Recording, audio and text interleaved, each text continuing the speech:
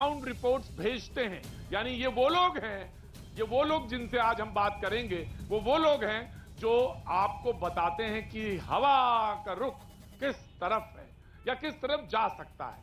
जी हां, कहो पत्रकार किसकी सरकार, और आज हम उनसे पूछेंगे कि क्या है चमत्कार, कहो पत्रकार। बहुत बहुत शुक्रिया sir, thank you so much. और लखनऊ की जनता हमारे साथ मौजूद है, तो आज जनता का नंबर बहुत बाद में आएगा, आज पत्रकारों का नंबर सबसे पहले होगा। बहुत बहुत शुक्रिया।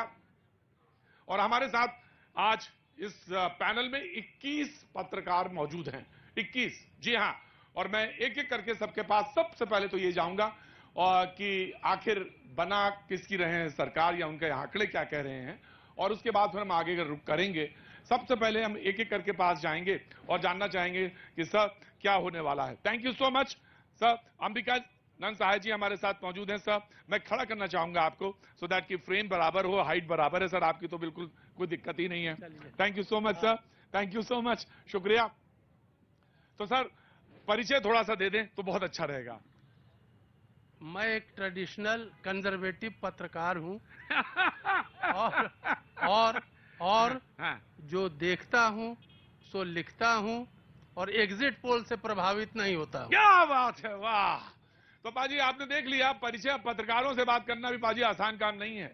जी हम इसलिए कि बहुत सरल होते हैं, बिल्कुल सरल जी, और जो मन में होता है वही कहते हैं, इसके अलावा कुछ नहीं कहते जी। अंबिकानंद जी बहुत पुराने वरिष्ठ पत्रकार हैं, देश विदेश में उन्होंने काम किया है, आज हमारे साथ मौजूद है। सर आपके ओपिनियन के हिसाब से क्या है आंकड़े जो कह रहे हैं?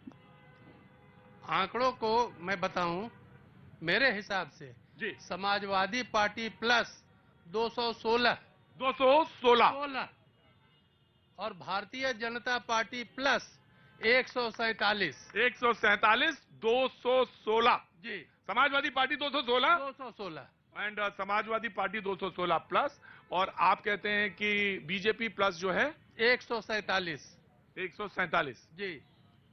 यानी आपके हिसाब से समाजवादी सरकार उसी की बननी है। जो मैंने जमीन पे हवा देखा, लहर तो दिखाई नहीं दिया, लेकिन हवा का रुख भांपने का प्रयास किया, उसमें दो तीन बहुत मैं महत्वपूर्ण उस महत्वपूर्ण पहलुओं पे आऊंगा, लेकिन सर बसपा और कांग्रेस को भी बताइए सर। देखिए, बसपा पहले से बहुत ज्यादा कमजोर हुई है, लेकिन मैं ऐसा मानता हूं कि कितनी भी कमजोर हो जाए 25 सीट के आसपास तो वो रहेगी ही। कांग्रेस भी बिल्कुल धूल धूसरित हो जाए तो भी 8-10 सीट लाएगी, 8-10 सीट लाएगी जी। बहुत बहुत शुक्रिया सर, मैं बाकी आगे बातचीत का सिलसिला जोड़ूंगा आपसे कि जो 2-4 पॉइंट्स आपने देखा है। बहुत बहुत शुक्रिया।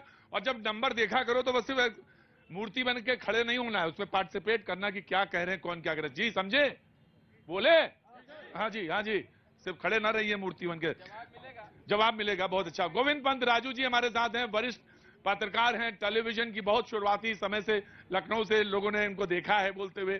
सर आपके आंकड़े क्या कह रहे हैं? देखिए, मेरे हिसाब से बीजेपी मुझे लगता है 210 से 230 के आसपास रहेगी। समाजवादी पार्टी को मैं 110 से 150 के बीच देख रहा हूं, और बीएसपी मुझे लगता है 10 से 25 के बीच कहीं रहेगी। कांग्रेस को मैं 5 से ज्यादा सीटें किसी हालत में नहीं देख रहा, और अन्य जो हैं उनको मैं 7-8 सीटों के आसपास। बिल्कुल। गोविंद पंत राजू जी एक बार नंबर फिर से रिपीट करेंगे, आपके हिसाब से बीजेपी के कितने नंबर? 210 से 230। 210 से 230 गोविंद पंत राजू जी वरिष्ठ पत्रकार लखनऊ से देते हुए अपनी ग्राउंड रिपोर्ट से।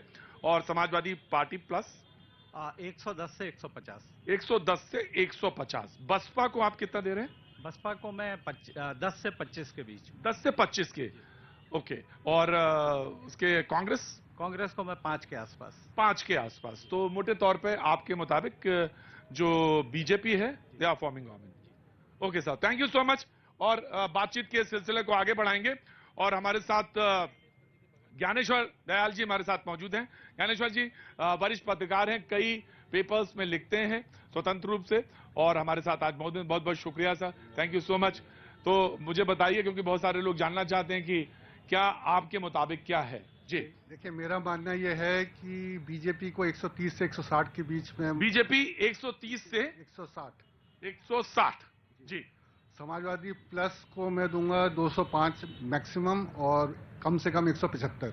कम से कम 175 और आप 205 के गिनते हैं समाजवादी को, मैक्सिमम 205। बसपा?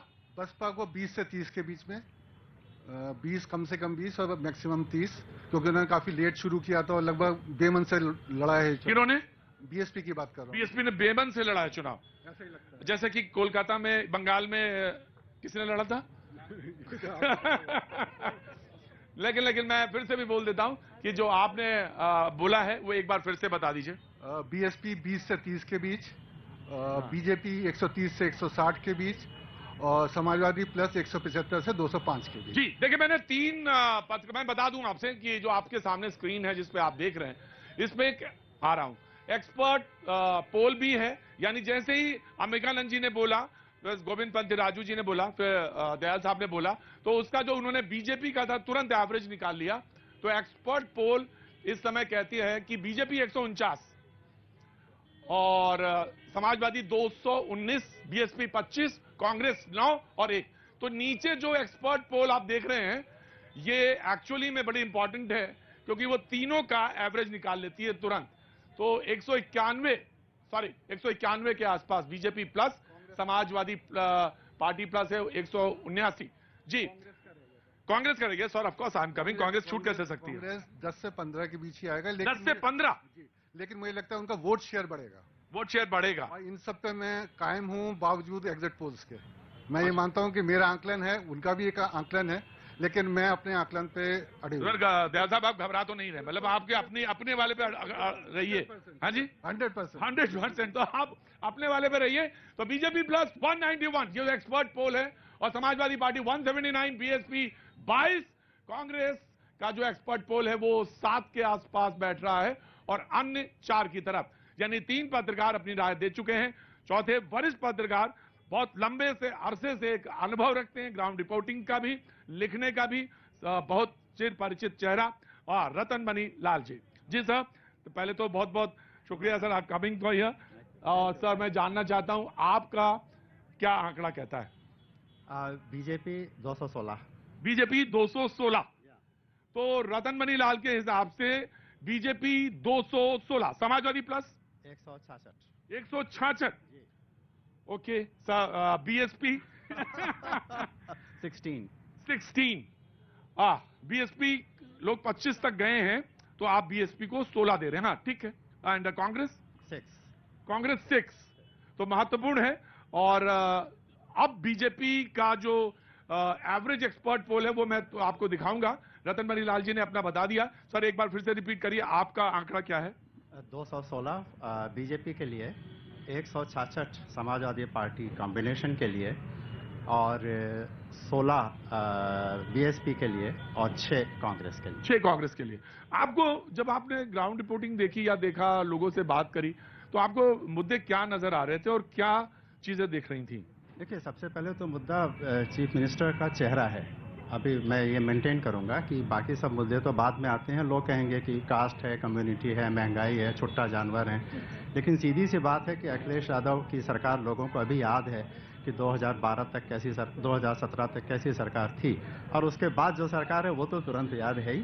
तो मुझे लगता है दोनों के बीच में तुलना करने का हर व्यक्ति ने एक मौका इस्तेमाल किया और उसके बाद वोट दिया। यानी आप लगभग मानते हैं कि 100 सीटों का लगभग बीजेपी को नुकसान है? ये बहुत अच्छा इंपॉर्टेंट सवाल है, मैं जरूर जानना चाहूंगा लोगों से कि 100 सीटें अगर कम हैं तो क्यों कम है और क्यों कम हो रही हैं, उसका क्या कारण है। लेकिन ऑफकोर्स हो सकता है किसी के आंकड़े 300 पार हो। सौरभ जी, आपके तो आंकड़े 300 के पार है कि नीचे ही हैं?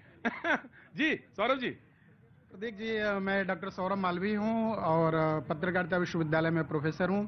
अभी उत्तर प्रदेश की योजनाओं पर मेरी पुस्तक आई, अंत्योदय को साकार करता उत्तर प्रदेश, और लगातार लेखन के तरफ हम काम कर रहे हैं।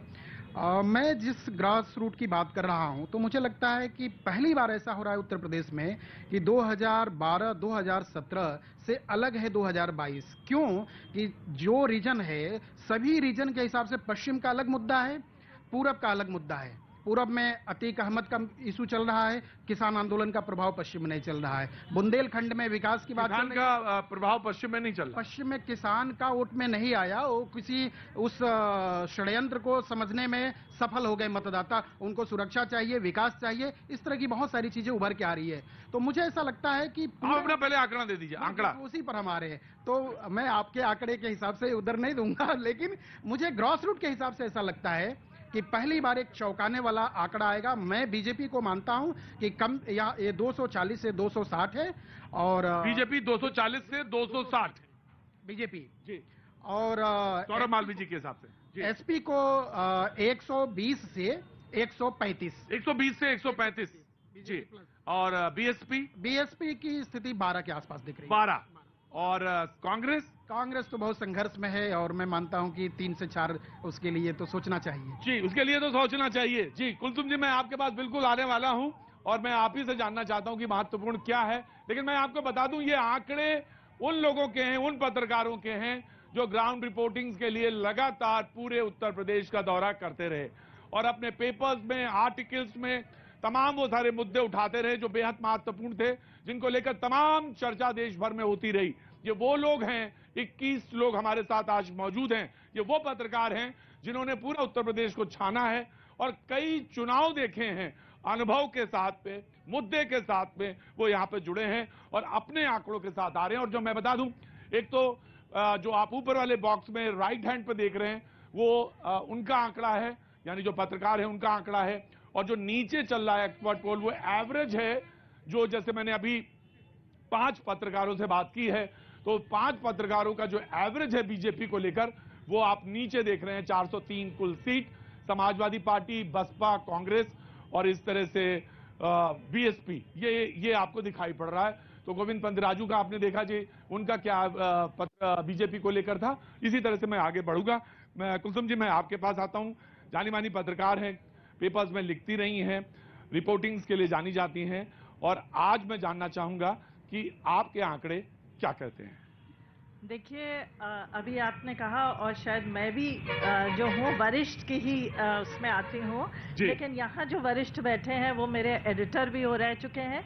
तो मैं कंजर्वेटिव और ट्रेडिशनल जर्नलिज्म में बिलीव करती हूँ, इसलिए मैं उनके आंकड़ों को इसको बेहतर तरह। कुलसुम जी, आजकल बड़ी चर्चा पत्रकारों को भी लेकर होती रहती है। बहुत सारे लोग बहुत सारी बातें तमाम सारी पत्रकारों के बारे में कहते रहते हैं कि कौन सर, मतलब बात तो होनी चाहिए ना।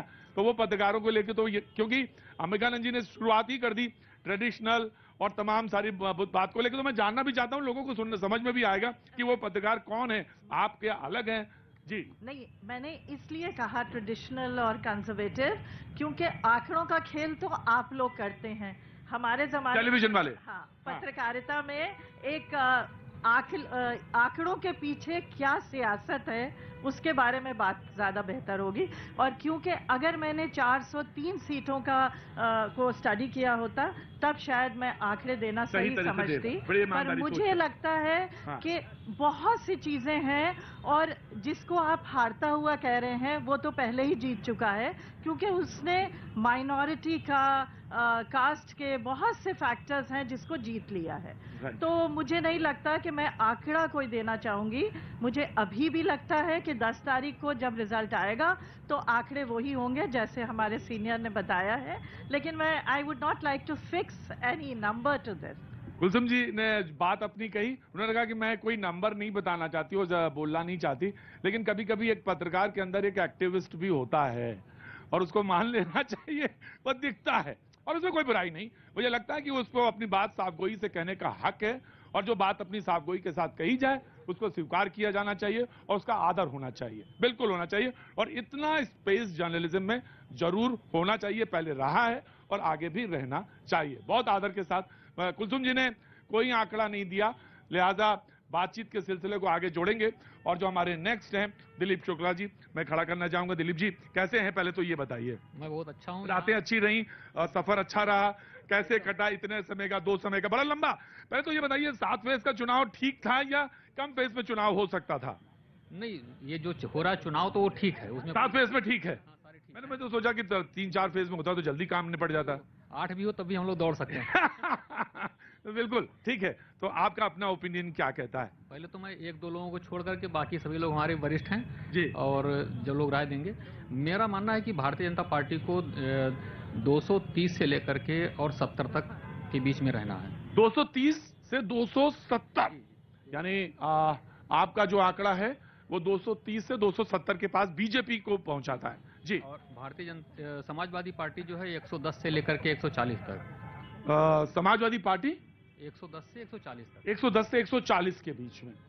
और बसपा 20 से 30 के बीच में। 20 से 30 के बीच में। जहां पर बहुत सारे कंटेस्ट हैं ऐसे कि जो बहुत करीब से हैं, तो उसको मतलब इसीलिए थोड़ा सा हमने लांग पर रखा है कि मतलब लंबा अंतराल है दोनों का, तो इस तरह से है। कांग्रेस 3 से 8-10 तक जा सकती है। 3, 8 मैक्सिमम 10।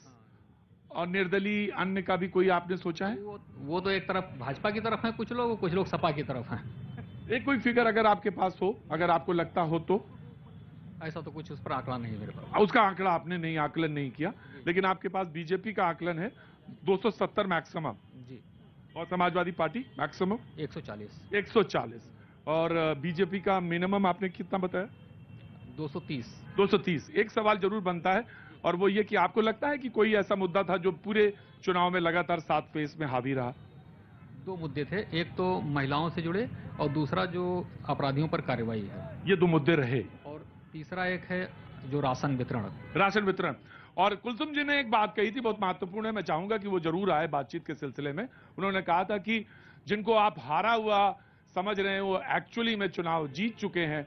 इनका इशारा क्या था, उनकी बातचीत का इतना तो समझ में सबको आया, मुझे भी समझ में आया। मैं ऑफ कोर्स वो जानना चाहूंगा कि जो हारा हुआ समझ रहे हैं वो जीत चुके थे। उन्होंने माइनॉरिटीज के मुद्दे को उन्होंने कहा कि उन्होंने उठाया, एस्टैब्लिश किया, तो वो कौन से मुद्दे थे, क्या थे, जरूर ऑफ कोर्स डिस्कस करेंगे। जी नमस्कार सर। देवेश जी कैसे हैं आप? बस बढ़िया है साहब, आप बताइए। पहली बात तो यहाँ जितने लोग बैठे हैं उससे जी। सबसे ज्यादा सब लोग वरिष्ठ पत्रकार हैं, लेकिन जो फील्ड का अनुभव है वो आपसे ज्यादा। वरिष्ठ का मतलब एज से नहीं किया?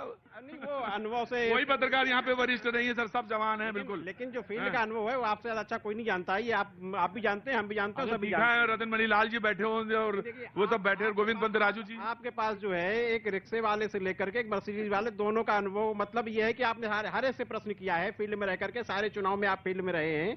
लेकिन मेरा मानना है, जैसा आप अनुभव भी किया होगा अपने फील्ड में, बीजेपी 210 से 220 के बीच में आएगी। बीजेपी 210 220 210 से 220। अच्छा और जी। यदि इस आंकड़े को बीजेपी क्रॉस करती है 220 के, तो 300 से नीचे नहीं रुकेगी। अच्छा ये भी है, ये भी है। वेरी बहुत ही इंटरेस्टिंग चीज है। अगर 210 220 बीजेपी और अगर 220 को क्रॉस करती है तो वो फिर 300 पे रुकेगी। उसका कारण है जी, कारण जैसा उसका कारण है मैं बताऊं आपको। आप अभी अरे आप रुकिए, आप इतना परेशान ना होइए, कोई भी पार्टी हो आपकी, परेशान मत होइए, सुनिए जी। बड़े मुश्किल से ये लोग मिलते हैं, ये लोग नहीं आते हैं अखबार की दुनिया से, टेलीविजन की दुनिया से ये लोग बाहर नहीं आते हैं। तो आप बहुत ध्यान से सुनिए और जेब से हाथ निकाल रही है बाहर। हाँ जी जी।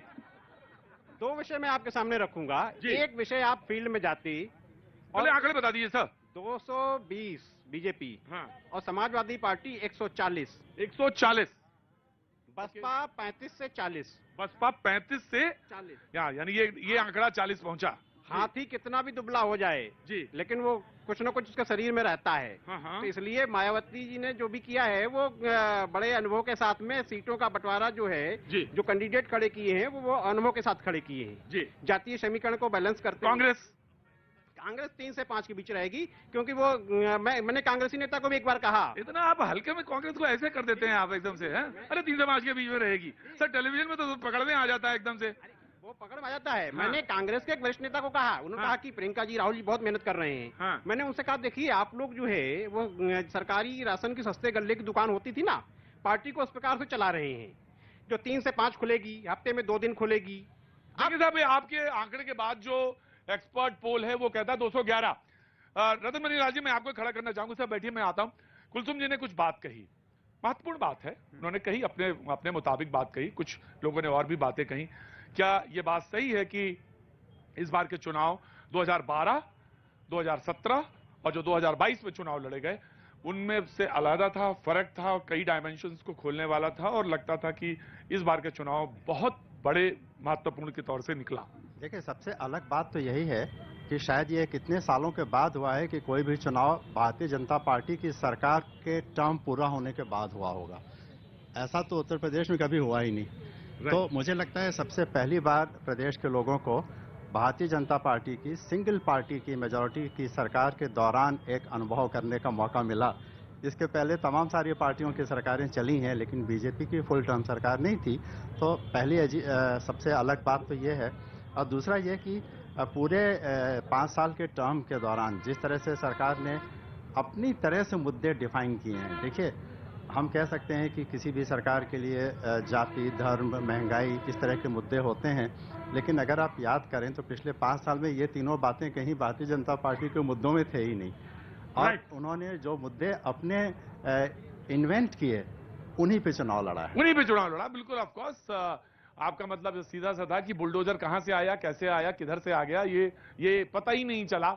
और जब चुनाव चल रहा था, पीक पे था, तो हर तरफ बात बुलडोजर की हो रही थी। तमाम सारी बात है। मैं इस तरफ से ब्रजेश शुक्ला जी को खड़ा करना चाहूंगा। ब्रजेश जी, मुझे मालूम है कि बातचीत को रोटेट करते रहना चाहिए, अदरवाइज एक तरफ वाला सोचा पहले वो रो खत्म होगी तभी आएंगे। ऐसा नहीं है सर, अनएक्सपेक्टेड होना चाहिए। कहीं से भी कोई भी शख्स खड़ा हो और बोलना शुरू कर दे। मुझे ज्यादा तो मत, मैं आ रहा हूं तुम्हारी तरफ, खड़े रहना, मैं आता हूं तुम्हारी तरफ बात करने के लिए। सर, आपका आंकड़ा क्या कहता है? वरिष्ठ पत्रकार है, योर ओपिनियन। देखिए, बीजेपी करीब 240 सीटें आ रही हैं। 240 जी। एक्सपर्ट पोल की तरफ मैं आऊंगा। 212 अभी कहता है, इसको ऐड करेंगे उसके बाद then will take average, right. और समाजवादी पार्टी 140 से 150, 140 से 150। और बहुजन समाज पार्टी लगभग 12 सीटें आएंगी और कांग्रेस के लगभग 5 सीटें आएंगी। निर्दलीय 3 होंगे। क्या बात है! तो निर्दलीय तक 3 सीटें। इधर मतलब आप सोचिए कि इन्होंने कितनी एक्सपर्ट ग्राउंड रिपोर्टिंग देखी होगी। इसके बाद उन्होंने कहा कि नहीं, वो 3 लोग भी हैं जो कोई ना कोई खेल दिखा सकते हैं। सर, कोई खास चीज चुनाव का जो आप मेंशन करना चाहेंगे, सो दैट कि मैं बाद में जब पैनल पे आऊं तो उसको डिस्कस करूं? देखिए, 2 चीजें बड़ी साफ साफ थी। पूरे चुनाव को मैंने देखा, मैं पश्चिम से चला। एक बार आंकड़ा अपना फिर से कर दीजिए, सो दैट कि ग्राफिक्स के पास चला जाए जी। 240 मैंने बीजेपी कहा है जी। समाजवादी पार्टी के लिए 140 सीटें मैंने कही है। हाँ। 140 से 150। बहुजन समाज पार्टी के लिए मैंने 12 सीटें, बीएसपी के लिए 12 कहा है जी। कांग्रेस के लिए मैंने 5 सीटें कही है और निर्दलीय के लिए मैंने 3 सीटें कही। और आपके हिसाब से कौन सा मुद्दा जो बहुत इंपॉर्टेंट रहा है? देखिए, जहां तक विपक्ष का मुद्दा था वहां बेरोजगारी थी, आवारा पशु थे, महंगाई थी, ये सारे मुद्दे थे। और सरकार की तरफ से एक मुद्दा, 2 मुद्दे बहुत ज्यादा जमीन में दिख रहे थे। आप किसी गांव में चले जाइए, कहीं भी चले जाइए, तो 2 चीजें दिख रही थी। नंबर 1 बात तो जो राशन दिया जा रहा था, इसने नीचे तक असर किया है, गांव गांव तक असर किया है। गरीब चाहे ठेला वाला हो, चाहे खुमचा वाला, उससे बात करो तो वो लगता था कि इसका प्रभाव गहरे गया है। उन्होंने कहते साहब कुछ नहीं, इस संकट में मिला। दूसरी चीज ये थी कि जब मैं बुंदेलखंड जाता था, पश्चिम में गया, तो उन्होंने कहा साहब कुछ भी हो, बहू बेटी की इज्जत सुरक्षित है। ये मुद्दा, कानून व्यवस्था मुद्दा भी इस बार पहली बार मैंने चुनाव में 35 साल से मैं रिपोर्टिंग कर रहा हूं, कानून व्यवस्था का मुद्दा मैंने इस तरह देखा है। कुलसुम जी, वो यूं ही नहीं, बस अगर आपको बोलने का मन होगा तो अभी पूछेंगे, वरना कोई जरूरत तो नहीं ना। मैंने नाम बोल दिया और मैं आपके पास आऊं उससे पहले मुझे एक शख्स दिख गए जो कल बोल रहे थे और बोलते बोलते रुक गए। यहाँ आइए जनाब वाले, जनाब वाले आइए। अरे हे, कल प्रोग्राम खत्म हो गया था ना और आपका नंबर आने वाला था ना। मेरी याददाश्त बिल्कुल ठीक है, आंकड़ों पे भी मेरा ध्यान है और शख्सियत पर भी है। क्या नाम है आपका? असरार अहमद है। असरार अहमद साहब कहाँ के बाशिंदे हैं? लखनऊ से। लखनऊ के रहने वाले, खास लखनऊ के? अरे पास आ जाइए, रेड कारपेट पे आ जाइए जी। तो असरार भाई, वैसे है तो आज बात पत्रकारों की, लेकिन जनता के बगैर तो पत्रकार भी नहीं और ना नेता और ना ये लोकतंत्र, राइट? तो आपके हिसाब से कल क्या बोल रहे थे? पहला सेंटेंस तो मुझे याद है, 24 घंटे नहीं हुए इसलिए मुझे याद है अच्छी तरह से। क्या बोल रहे थे आप? सरकार किनकी बनेगी? आएंगे तो योगी ही आएंगे, योगी। लेकिन क्यों? रुकिए रुकिए रुकिए रुकिए रुकिए रुकिए, लेट मी आस्क, क्यों? योगी जी ने जो सुशासन कायम किया है उस पे जनता ने भरपूर उनका समर्थन किया है। सुशासन कायम किया जी। आपके मुताबिक आप क्या काम करते हैं, मैं पूछ सकूं तो, या कहाँ क्या काम करते हैं, कहाँ के रहने वाले? आपने लखनऊ तो बता दिया कि आप क्या काम करते हैं, जानना चाहता हूँ। मेरा बिजनेस है। बिजनेस है? काहे का? लखनवी चिकन का है। लखनवी चिकन का काम है। तो चिकनकारी का काम होता है आपका। तो आपको लगता है कि बिजनेस का जहां तक सवाल था, इसका जो एनवायरनमेंट था जो पिछले 5 साल में जो वातावरण रहा वो बिजनेस के लिए बहुत माफिक रहा? अब जाहिर सी बात है, कोरोना था तो थोड़ी सी परेशानी हुई। वो तो उसकी अलग बात, उसके अलावा सही रहा। सही रहा जी, भ्रष्टाचार मुक्त हुआ। तो अब वही मामला है कि साइकिल गई कबाड़े में, हाथी गया है नाले में, अब तो कमल खड़ा है खाड़े में। देखिए, जनता अपने हिसाब से बात करती है, लेकिन मुझे मालूम है जब पेपर में लिखा जाता है, शुक्रिया साहब, वेरी वेरी, जब पेपर में लिखा जाता है या आर्टिकल लिखा जाता है तो बहुत साफ सुथरी लैंग्वेज में उसको धाड़ पोंछ के पेश किया जाता है। तो सर, आपका नंबर है, मैं आपको खड़ा करना चाहता हूं, राजीव जी, एंड व्हाट्स योर ओपिनियन, आपके आंकड़े क्या कहते हैं? और उन्होंने तो बता दिया, लेकिन आप जो ग्राउंड रिपोर्टिंग करते हैं, जहां जाते हैं, तो आपके आंकड़े क्या कहते हैं?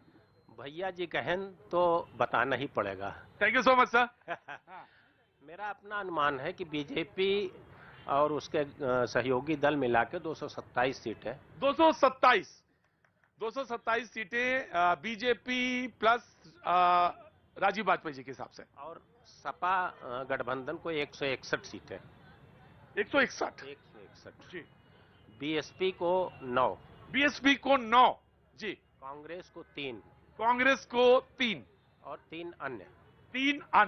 बहुत स्पेसिफिक, और उन्होंने बिल्कुल साफ गोई के साथ बताया कि एक बार फिर से रिपीट कर दीजिए, BJP plus, Samajwadi plus, BSP, Congress आपके मुताबिक। बीजेपी नो जी, बीजेपी प्लस 227, सपा 161 गठबंधन पूरा, और बीएसपी 9, कांग्रेस 3, अन्य 3 जी। मैं ऑफकोर्स जी, दयाल जी आप कुछ कहना चाह रहे हैं? जी, मैं दो बातें कहना चाहूंगा। एक्चुअली हम लोग ये प्रोग्राम कर रहे हैं लखनऊ में, तो मुझे लग रहा है कि कुछ ईस्टर्न का प्रभाव ज्यादा है। हाँ। वेस्टर्न यूपी से जहां से मैं आता हूं, मैं तो खड़ा हूं एकदम सेंट्रल उसमें, यूपी में। हाँ, वही तो मैं कह, लेकिन जो वेस्टर्न यूपी में अगर हम कहें तो मुझे लगता है कि जो वहां पे जो जाट आंदोलन चला उसका काफी प्रभाव रहा। सौरभ जी ने बिल्कुल नकार दिया। सौरभ जी ने कहा बिल्कुल जाट आंदोलन का कोई, मतलब किसान आंदोलन का, जाट नहीं, किसान आंदोलन का कोई प्रभाव नहीं पड़ा। बिल्कुल जी। तो उसका काफी प्रभाव है। उसका मुझे लगता है कम से कम 100 सीटों का तो नुकसान बीजेपी को वहां पे होना है लगभग। ठीक है। दूसरी बात मैं ये कहूंगा कि किसी भी चुनाव से पहले का 1 साल, 1 महीना और 1 दिन बहुत इंपॉर्टेंट होता है। 1 साल पहले की बात है जब यहाँ पे कोरोना चल रहा था, और उसके बाद हमें मालूम है कि कैसे ऑक्सीजन के लिए लोग परेशान थे, अस्पतालों में दवाइयां नहीं मिल रही थी और काफी लोग परेशान। तो वो 1 साल मेमोरी में रहता है। उससे 4 साल भूल जाता है आदमी, लेकिन 1 साल जो होता है वो मेमोरी में रहता है। उसका भी मेरे को लगता है प्रभाव होगा। इसके अलावा बहुत सारी चीजें हैं जो हम बात कर सकते हैं। गोविंद बिंद्रा जी, मैं आपको खड़ा करना चाहूंगा, और ये एक सवाल बार बार आ रहा है कि पहला राउंड और दूसरा राउंड, उसको लेकर बड़ी चर्चा है, बहुत चर्चा हुई। लोगों ने कहा कि, क्योंकि अब तो खुल के ही बात कर लेते हैं, और उसमें उन्होंने कहा कि जाट और मुसलमान आए साथ या नहीं आए, और आए तो कितना आए, और आए दोनों का साथ कितना प्रभावित कर पाया चुनावों को लेकर? जी, मुझे लगता है वहां काफी इसका असर हुआ है। जो आरएलडी और समाजवादी पार्टी का जो गठबंधन हुआ, उसका फायदा उनको वहां पर हुआ। लेकिन मैं ये कहना चाहता हूं कि उत्तर प्रदेश में इस बार जो चुनाव हुआ वो दरअसल बीजेपी के लिए एक तरफा चुनाव था। बीजेपी के लिए कोई चुनौती नहीं थी। हम कांग्रेस की बात करते हैं, कांग्रेस पूरे 5 साल सोई रही, आखिर में प्रियंका गांधी आई और उसने चुनाव लड़ा, कोशिश की। बीएसपी के बारे में हम यही कहते हैं कि मायावती कहीं पब्लिक में नहीं गई, अपने घर से बैठकर पूरे चुनाव और पूरे 5 साल को संचालित करती रही। लेकिन समाजवादी पार्टी ने क्या किया? जो सबसे बड़ा विपक्षी दल था, 4.5 साल से ज्यादा वक्त तक अखिलेश यादव कहीं बाहर नहीं निकले। उत्तर प्रदेश में जितने बड़े आंदोलन हुए, प्रियंका गांधी कहीं लीड करते हुए दिखाई दी, समाजवादी पार्टी कहीं नहीं दिखाई दी। उत्तर प्रदेश जैसे बड़े राज्य का चुनाव 3 हफ्ते की मेहनत से नहीं जीता जा सकता। इसलिए मुझे लगता है कि बीजेपी के लिए एक तरफा चुनाव था। जितने भी मुद्दे हैं वो उनका अंडर करंट अलग तरह का है। समाजवादी पार्टी चुनाव लड़ी ही नहीं, उसको बहुत बड़ा मौका था। जो एंटी इनकम्बेंसी का जितना भी असर हो सकता था, अखिलेश यादव अगर एक विपक्ष के नेता के तौर पर 5 साल जनता के बीच में होते, समाजवादी पार्टी कहीं चुनाव में खड़ी दिखाई देती। पूरे चुनाव में अखिलेश यादव के अलावा समाजवादी पार्टी का कौन नेता, कौन चेहरा दिखाई दिया जो पब्लिक? अंबिका जी, लगता है आपको कि एक तरफा चुनाव था ये? नहीं था ना, प्योरली बाइपोलर था ये, और बिल्कुल स्पष्ट रूप से 2 ध्रुव थे, एक समाजवादी, एक बीजेपी जी। और इश्यूज बहुत थे, इंक्लूडिंग बेरोजगारी, महंगाई, सब। लेकिन अंत आते आते सिमट गया बुल और बुलडोजर पे। बुल और बुलडोजर, बुल आवारा पशु, जी जी, और बुलडोजर योगी जी। जी इस तो पे टिक सिमट गया, जी, इस पे जो जी, चुनाव, इस पर आके चुनाव रुक गया। जी, लेकिन अगर वाकई में ये चुनाव होता, मुद्दे बहुत थे, साहे साहब ने कहा, लेकिन अगर अखिलेश यादव ने इन मुद्दों को खड़ा किया होता, विपक्ष मुद्दों को खड़ा कहां कर? कुलसुम जी, एनयू हैज सेड कि उन्होंने कि बहुत सारे मुद्दे थे।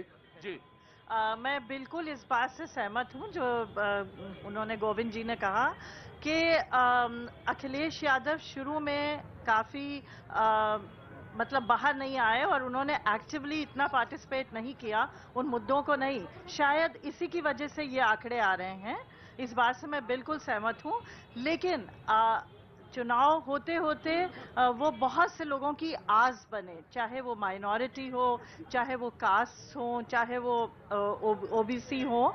तो मुझे लगता है सबको मिला के अगर हम देखें, बिल्कुल, और उन्होंने तो खुद ये बार बार कहा है कि ये चुनाव जनता लड़ रही है, मैं नहीं लड़ रहा हूं। तो इट इज अ फैक्ट, उन्होंने ये बात कही है, स्वीकार की है।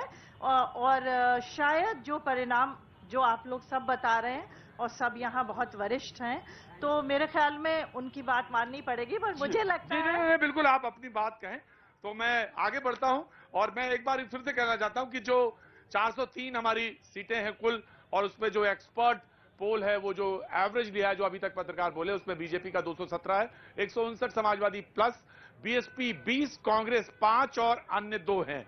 और अभी तक जो 8 पत्रकार बोले हैं उसका ये एवरेज है। और मैं अब प्रभात जी आपको खड़ा करना चाहता हूं, आपका पहले आंकड़ा क्या कहता है? देखिए प्रदीप जी, मैंने जो पूरे इस चुनाव को देखा, 700 चरण को, उसका आंकड़ा बता दीजिए पहले। मेरा आंकड़ा ये कहता है कि त्रिशंकु विधानसभा है। त्रिशंकु 184 बीजेपी गठबंधन और 164 एसपी गठबंधन, जिसमें बीजेपी को 176, अपना दल को 5, निषाद को 3। क्या बात है, वाह। और एसपी गठबंधन में एसपी को 132, आरएलडी को 26 और राजभर को 1, प्रगतिशील को 1 शिवपाल यादव। फिर से बोलिए, फिर से प्रभात जी, मैं ही भूल गया। पूरे आंकड़े लेके आया हूं आपके पास, मैंने आपको भेजा भी है। बीजेपी प्लस 184, हाँ, बीजेपी इंडिविजुअल 176, अपना दल 5, निषाद 3। हाँ, बीजेपी को 136 सीटों का नुकसान हो रहा है। ये नुकसान ज्यादा होता अगर समाजवादी पार्टी में जो भगदड़ मची थी, जो वरिष्ठ नेता लोग आए थे, अगर उन्होंने 150 टिकट काटे होते, बीजेपी ने अपने टिकट रोक दिए, तो उन्होंने अपना डैमेज कंट्रोल बहुत जो है सुधारा लास्ट में 3 चरणों में। लेकिन जो पश्चिम में चुनाव हुआ, कोई लहर नहीं थी, बाइपोलर चुनाव था, अखिलेश बनाम योगी का चुनाव था। अखिलेश के साथ थोड़ा सा ये हो गया कि जो ये 4 चरण के जो चुनाव थे यहाँ पे, जिस तरीके से ये यूक्रेन संकट हुआ, मोदी जी का एक ऑरा है, और जिस तरीके से योगी जी ने काम किया, और उन्होंने जो समाजवादी परसेप्शन को जनता के बीच रखा मोदी जी ने, कि समाजवादी का परसेप्शन क्या है। 2012 से 17 के बीच जब सरकार आती है तो ये गुंडों की सरकार होती है, कानून व्यवस्था को उन्होंने मुद्दे को उठा के रखा। जब ये मुद्दे सामने आए तो जो किसान का मुद्दा था, ये जो उस मुद्दे पे जो 2 फेस में जो समाजवादी पार्टी और आरएलडी, मैं प्रभात जी बिल्कुल मैं आपकी बात पे और डिस्कशन पे जाना चाहूंगा, लेकिन आंकड़े छूट रहे हैं क्योंकि आंकड़े बहुत महत्वपूर्ण है इस वक्त। बसपा का आपने नहीं बताया। बसपा 35, बसपा 35, हाँ, लेकिन लास्ट में बीएसपी का जो 10% वोट चला गया, हाँ, उससे बीएसपी की कुछ सीटें कम हुई। कांग्रेस 12, कांग्रेस 12, अन्य में राजा भैया 2 सीट। अच्छा, आपने बहुत डिटेल में एकदम कोशिश, मैं बता रहा हूं आपको। हाँ, राजा भैया की 2 सीट, हाँ, जो उनका जनसत्ता दल है, हाँ, और 4 इंडिपेंडेंट, यानी 6 इंडिपेंडेंट। राजा भैया को आप जनसत्ता दल मानिए ना, हाँ, इंडिपेंडेंट मत मानिए। और उसके अलावा प्रदीप जी, ये पहले फेस की सीट का चुनाव है। मुझे दे दीजिए, मैं ब्रेक में देख लूंगा। सुन लीजिए पहले आप, मैं आता हूं आपके पास, मैं एक ब्रेक ले लूं। प्रभात जी, ऑफकोर्स प्रभात जी, मैं ब्रेक पे जाना है, लेकिन मैं इससे पहले एक आपसे लेना चाहूंगा। ऑफकोर्स मैं लेना चाहूंगा, एक ओपिनियन आपका लेना चाहूंगा आशुतोष जी, कि क्या आपके आंकड़े क्या कह रहे हैं? देखिए, मैं कुलसुम जी की बात से सहमत हूं, मैं भी प्रिंट का आदमी हूं, और जैसा हमारे ये सीनियर्स बैठे हैं सबने कहा, हम उन आंकड़ों पर नहीं, लेकिन मैं आपसे 1-2 बातें और कहना बस चाहूंगा। पहली बात तो जो ये कोई 180, 177 की बात बिल्कुल नहीं है। जिसको मिलेगा पूरा मिलेगा, और बहुत झूम के मिलेगा। आप ये मान लीजिए, ये बात बिल्कुल तय है अपनी जगह। दूसरी बात, ये जो चुनाव है ये अखिलेश यादव और योगी आदित्यनाथ के चेहरे पर है। बीजेपी को भी ये मानना पड़ेगा कि योगी जी का चेहरा बहुत आगे निकल गया है। एक बात मैं कहूंगा लॉ एंड ऑर्डर की, और लॉ एंड ऑर्डर केवल मुख्तार अंसारी से नहीं है। बस्ती में हमको एक किसान मिला, उसने मुझसे कहा कि हमको अब खेत में रात में रखवाली करने नहीं जाना। मैं आपका किस्सा जरूर सुना सर। किस्सा नहीं सर, मैं आपकी बात जरूर सुनना चाहूंगा। आप वरिष्ठ हैं हमारे, और आपको मैं बस एक चीज कहना चाहूंगा। बस टेलीविजन में होता क्या है सर, बीच में वो जो आंकड़े जो आते हैं उसके बीच में सर क्या होता है, छोटा सा एक ब्रेक लेना पड़ता है। तो सर मेरी मजबूरी समझिएगा। वक्त एक छोटे से ब्रेक का, ब्रेक के बाद मैं फिर हाजिर होता हूं सबसे बड़े दंगल में। आज वो लोग अपनी ओपिनियन बता रहे हैं जो ग्राउंड में मौजूद रहते हैं, और आज जनता बिल्कुल ध्यान इधर ही है उसका। तो मैं आया और फिर आपके पास आंकड़ों का जो ये खेल है समझाने के लिए मौजूद रहूंगा। वक्त एक छोटे से ब्रेक का, ब्रेक के बाद फिर हाजिर होता हूं।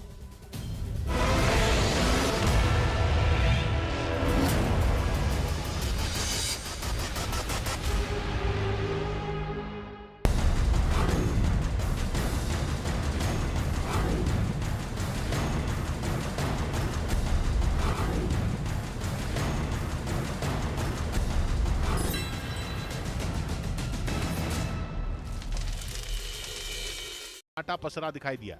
वहीं यूक्रेन की राजधानी कीव की सीमाओं पर तैनात यूक्रेन के सैनिकों ने मुस्तैदी और बढ़ा दी ताकि पुतिन की सेना किसी भी तरह राजधानी में न घुस पाए। और इसके लिए यूक्रेन की सेना ने दूरबीन से भी सीमा पर मोर्चा संभाल लिया। वहां तैनात एक जवान अपने हाथों में दूरबीन पकड़े दिखा, जिससे वो कई किलोमीटर दूर तक फैले बॉर्डर की पहरेदारी करता नजर आया। यही नहीं, कीव की सीमा पर तैनात बाकी जवान भी हथियारों और अपने सुरक्षा कवच यानी बुलेट प्रूफ जैकेट के साथ पूरी तरह मुस्तैद दिखे। इसके बाद उन्होंने सड़क पर एक बड़ा सा पेड़ भी गिरा दिया ताकि वहां से गुजरने वाले लोगों की पड़ताल की जा सके, क्योंकि जांच पूरी होने के बाद ही किसी को भी कीव के अंदर या बाहर जाने की इजाजत है। उधर यूक्रेन के कई शहरों में रूस और यूक्रेन की सेनाओं में कड़ा संघर्ष जारी है। कई जगहों पर रूस की वायुसेना के विमानों को गिराए जाने की खबरें आई, जिसका एक वीडियो भी जारी किया गया। यूक्रेन की फौज ने दावा किया कि उन्होंने रूस की फौज के एक हेलीकॉप्टर को गिरा दिया। हेलीकॉप्टर एक सुनसान जगह पर गिरा हुआ दिखाई दिया। जमीन पर गिरे हेलीकॉप्टर के टुकड़े दूर दूर तक बिखरे दिखे। मलबा देखकर यह पहचान पाना भी मुश्किल हो गया कि यह एक हेलीकॉप्टर था। बाद में लोगों ने रूस के इसी हेलीकॉप्टर की एक तस्वीर सोशल मीडिया पर डाली। यूक्रेन की फौज ने रूस के कुछ लड़ाकू विमानों को भी गिराने का दावा किया। उधर यूक्रेन की राजधानी कीव पर कब्जे की लड़ाई और तेज हो गई। जंग के 12वें दिन रूस के टैंकों का एक भारी भरकम काफिला कीव के बेहद नजदीक पहुंच गया, जिसका एक वीडियो रूस की ओर से जारी किया गया, जिसमें ये टैंक बर्फबारी के बीच तेजी से कीव की ओर बढ़ते दिखे, जबकि सड़क के दोनों तरफ गोला बारूद से लदी रूसी सेना की कई गाड़ियां खड़ी नजर आईं। रूस की पूरी कोशिश जल्द से जल्द राजधानी कीव पर कब्जे की है, जिसके लिए उसकी फौज का 64 किलोमीटर लंबा काफिला कीव के बेहद नजदीक पहुंच चुका है।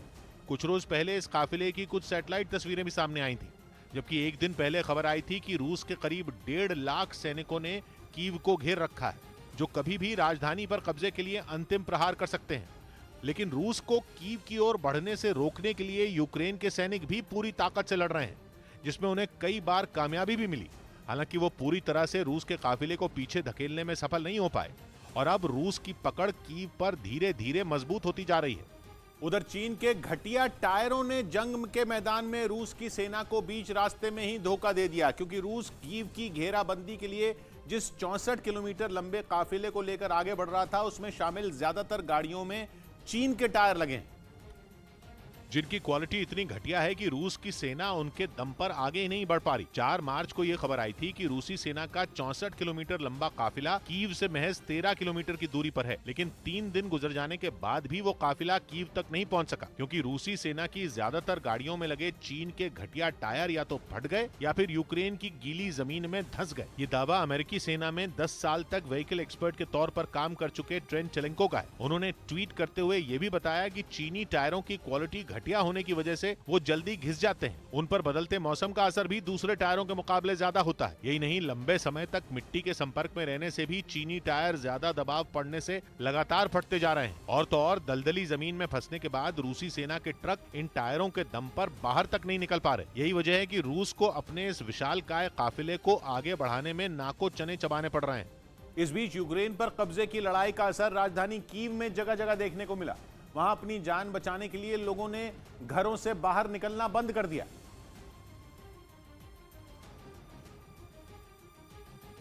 जिस वजह से कीव की सड़कें वीरान हो गई। अलग अलग इलाकों से जो तस्वीरें सामने आई उनमें दूर दूर तक कोई दिखाई नहीं दिया। केवल सड़कें ही नहीं, कीव रेलवे स्टेशन के हालात भी कुछ ऐसे ही दिखे। यही नहीं, राजधानी की ऐतिहासिक इमारतों में भी सन्नाटा पसरा दिखा। वहीं अब तक यूक्रेन की खुलकर मदद करने के लिए नहीं उतर रहे अमेरिका ने अब उसकी बहुत बड़ी मदद करने का फैसला किया है। उसने नेटो देशों को यूक्रेन को फाइटर जेट देने के लिए हरी झंडी दिखा दी है। रूस और यूक्रेन की जंग को लेकर अमेरिका और नेटो की नीति में यह बहुत बड़ा बदलाव है, क्योंकि वो यूक्रेन को सैन्य मदद देकर और रूस पर कड़े प्रतिबंध लगाकर यूक्रेन का साथ तो दे रहे हैं, लेकिन वहां अपने सैनिक भेजकर रूस से सीधी लड़ाई में उलझने से बच रहे हैं। ऐसे में नेटो देशों को यह मंजूरी देकर कि वो यूक्रेन को अपने लड़ाकू विमान दे सकें, अमेरिका ने बीच का रास्ता अपनाने की कोशिश की, जिसके बाद पोलैंड, स्लोवाकिया, हंगरी और रोमानिया जैसे यूक्रेन को घेरे हुए नेटो देशों के लिए उसे अपने लड़ाकू विमान देने का रास्ता साफ हो जाएगा। बल्कि खबर है कि पोलैंड तो यूक्रेन को जल्द ही मिग फाइटर जेट देने भी जा रहा है। और तो और, एक दिन पहले अमेरिका के विदेश मंत्री एंटनी ब्लिंकन ने यह भी बताया कि अगर पोलैंड अपने लड़ाकू विमान यूक्रेन को भेजेगा तो उनकी कमी को पूरा करने के लिए अमेरिका पोलैंड को अपने फाइटर जेट देने पर विचार कर रहा है।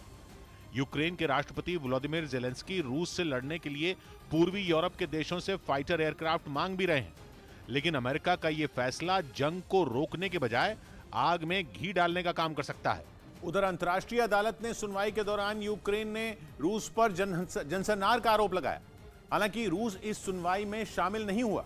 अंतर्राष्ट्रीय अदालत में यूक्रेन ने रूस के खिलाफ यह शिकायत दर्ज करवाई थी और नरसंहार की इसी शिकायत पर हॉलैंड के द हेग शहर में सुनवाई शुरू हुई। इसके पहले दिन यूक्रेन ने रूस पर निर्दोष लोगों को मारने का आरोप लगाया। साथ ही कोर्ट से अपील की कि वो रूस को तुरंत युद्ध बंद करने का आदेश दे। इस पूरे मामले की सुनवाई के दौरान रूस ने अदालत से दूरी बनाए रखी, जिस पर यूक्रेन ने सवाल उठाए। The fact that Russia's seats are empty speaks loudly. They are not here in this court of law.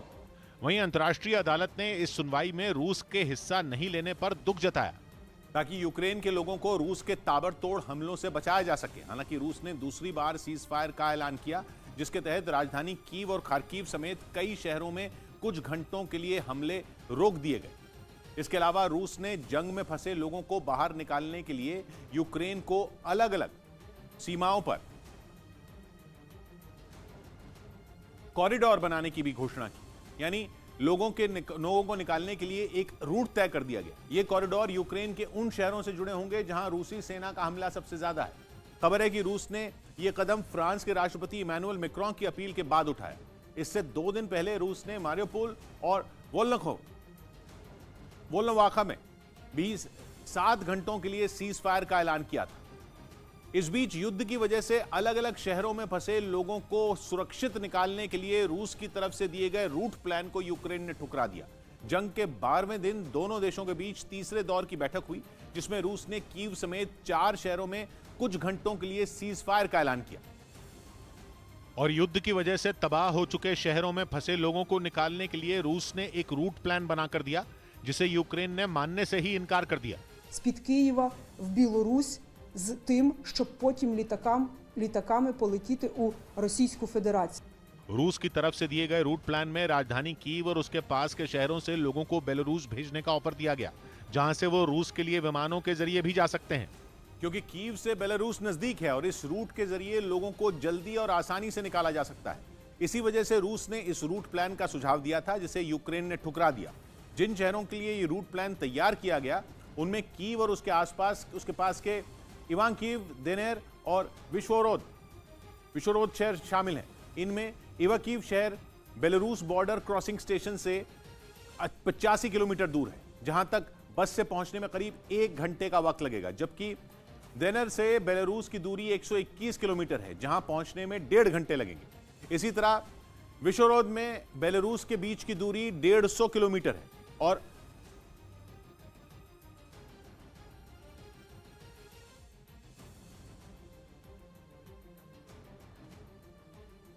वहां करीब 2 घंटों में पहुंचा जा सकता है। राजधानी कीव भी बेलारूस बॉर्डर क्रॉसिंग स्टेशन से 150 किलोमीटर ही दूर है और वहां भी करीब 2 घंटों में जाया जा सकता है, जबकि कीव से पोलैंड की दूरी करीब 950 और रोमानिया की दूरी 573 किलोमीटर है और कहा जा रहा है कि इसी वजह से उसने बेलारूस का नाम न्यूज 18 इंडिया के टारगेट महापोल में उत्तर प्रदेश में बीजेपी को पूर्ण बहुमत के आसार। महापोल में बीजेपी प्लस को 250 सीटें तो समाजवादी पार्टी को 134 सीटें मिलने की उम्मीद। न्यूज 18 के पत्रकार पोल में भी यूपी में भी एक बार फिर योगी सरकार बनने के आसार। पत्रकार पोल के हिसाब से यूपी में बीजेपी को लगातार दूसरी बार पूर्ण बहुमत मिल सकती है। न्यूज 18 इंडिया के टारगेट महापोल में पंजाब में आम आदमी पार्टी को पूर्ण बहुमत मिलने की उम्मीद। आपको 65 तो कांग्रेस को 27 सीटें मिल सकती है। जगह जगह पहुंचाया गया। इस बीच यूक्रेन के खार्किव शहर में रूसी सेना के हमले में 8 लोगों की मौत हो गई। रूस के लड़ाकू विमानों ने वहां के कई इलाकों में जमकर बमबारी की, जिसकी वजह से खार्किव के कई इलाकों को भारी नुकसान पहुंचा। एक जगह तो इमारत में लगी आग कई घंटों बाद भी नहीं बुझ सकी। इसी तरह एक दूसरी इमारत में भी रूस की सेना ने निशाना बनाया, जिसके बाद उसके चारों तरफ मलबे का ढेर लग गया, जिसके नीचे दबकर कुछ लोगों की मौत हो गई।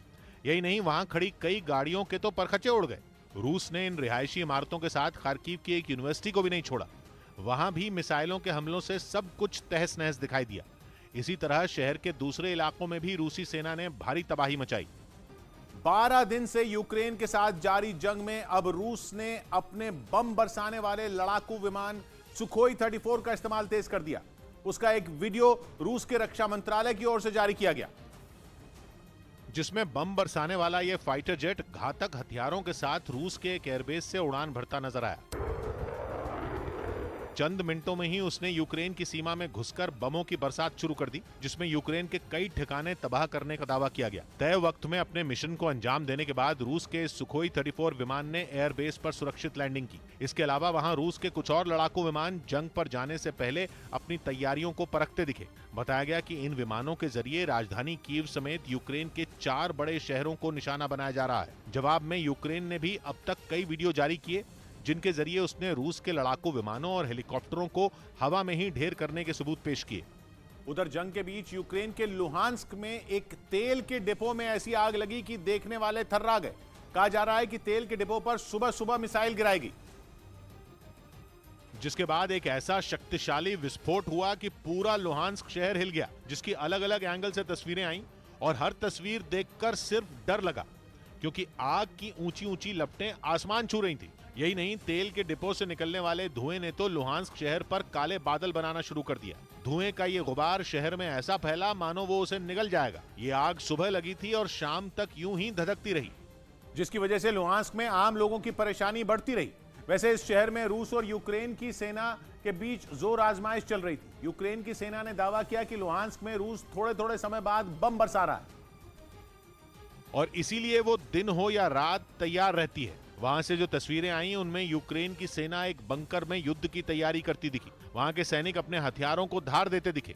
उनके पास जंग का जो भी सामान था वो उसके साथ अलर्ट नजर आए, क्योंकि उनका मानना है कि रूस की सेना हमला करने से पहले दिन या रात नहीं देखती।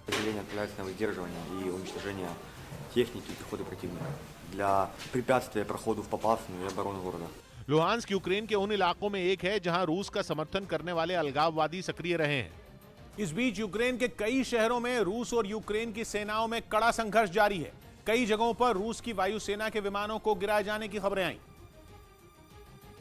और इसके लिए रूस ने फिर खार्किव पर लड़ाकू विमान से हमला बोल दिया, लेकिन यूक्रेन की सेना ने रूस के लड़ाकू विमान को हवा में ही ढेर कर दिया। यूक्रेन की सेना की तरफ से इसका एक वीडियो भी जारी किया गया, जिसमें एक लड़ाकू विमान आसमान में आग के गोले में बदलता नजर आया। रूस के विमान पर हमले के बाद वहां मौजूद यूक्रेन के सैनिकों ने जश्न मनाना शुरू कर दिया, जबकि आग लगने के बाद रूस का लड़ाकू विमान तेजी से नीचे गिरता दिखा और उसके जमीन से टकराते ही वहां एक तेज धमाका हुआ। यूक्रेन की सेना ने वहां के एक दूसरे शहर निकोलेव का भी एक वीडियो जारी किया, जिसमें रूसी सेना की कई बख्तरबंद गाड़ियां बुरी तरह टूटी दिखाई दी। इसके अलावा वहां कई तोपें भी नजर आईं। यूक्रेन की सेना ने दावा किया कि उनके हमले के बाद रूस के सैनिक वहां से भाग गए। उधर रूस में राष्ट्रपति व्लादिमीर पुतिन के खिलाफ कई शहरों में विरोध तेज हो गया। यूक्रेन पर जारी हमलों को रोकने की मांग पर वहां पिछले कई दिन से प्रदर्शन हो रहे हैं। इसी कड़ी में राजधानी मॉस्को में भी कई लोग सड़कों पर इकट्ठा हो गए, जिन्हें वहां की पुलिस की सख्ती का सामना करना पड़ा। इस कार्रवाई से बचने के लिए कुछ प्रदर्शनकारी भाग खड़े हुए, लेकिन पुलिस वालों ने दौड़ते हुए उनका पीछा किया। इस दौरान हवा में गोलियां भी चलाई गईं, जिसके बाद एक प्रदर्शनकारी को पकड़कर पुलिस वाले ने जमीन पर गिरा दिया। इसी तरह प्रदर्शन में शामिल कई दूसरे लोगों को भी हिरासत में लिया गया। साथ ही पूरे शहर की सुरक्षा बढ़ा दी गई। कई जगहों पर पुलिस के जवान सड़कों पर दीवार की तरह खड़े दिखाई दिए। लेकिन पुतिन का विरोध न सिर्फ मॉस्को बल्कि सेंट पीटर्सबर्ग में भी देखने को मिला, जहां यूक्रेन से जारी जंग के विरोध में जगह जगह जुलूस निकाले गए। इसी तरह रूस के 59 शहरों में भी प्रदर्शन हुए। बताया गया कि करीब 4000 लोगों को हिरासत में लिया गया। कुछ जगहों पर जो लोग आसानी से नहीं गए, उन्हें पुलिस वालों ने जबरदस्ती उठाकर अपनी गाड़ी में बैठा लिया। इस बीच यूक्रेन की राजधानी कीव पर कब्जा करने के लिए रूस ने हमला और तेज कर दिया। रूस की तरफ से कीव के कई इलाकों में जबरदस्त बमबारी की गई और रूस की तरफ से दागे गए बमों ने वहां तबाही मचा दी। बमबारी की चपेट में आए एक मकान से आग की ऊंची लपटें उठती नजर आईं, जबकि कई और घरों से भी धुआं उठता दिखा। इस बीच वहां लगातार बम धमाकों और फायरिंग की आवाज भी सुनाई दी। रूसी सेना के हमले ने वहां सड़क पर खड़ी बसों को तहस नहस कर दिया। उनके शीशे टूटे हुए नजर आए। बमबारी से दहशत में आए लोगों ने उस पूरे इलाके को खाली कर दिया, जिसके बाद वहां दूर दूर तक सन्नाटा पसरा दिखाई दिया।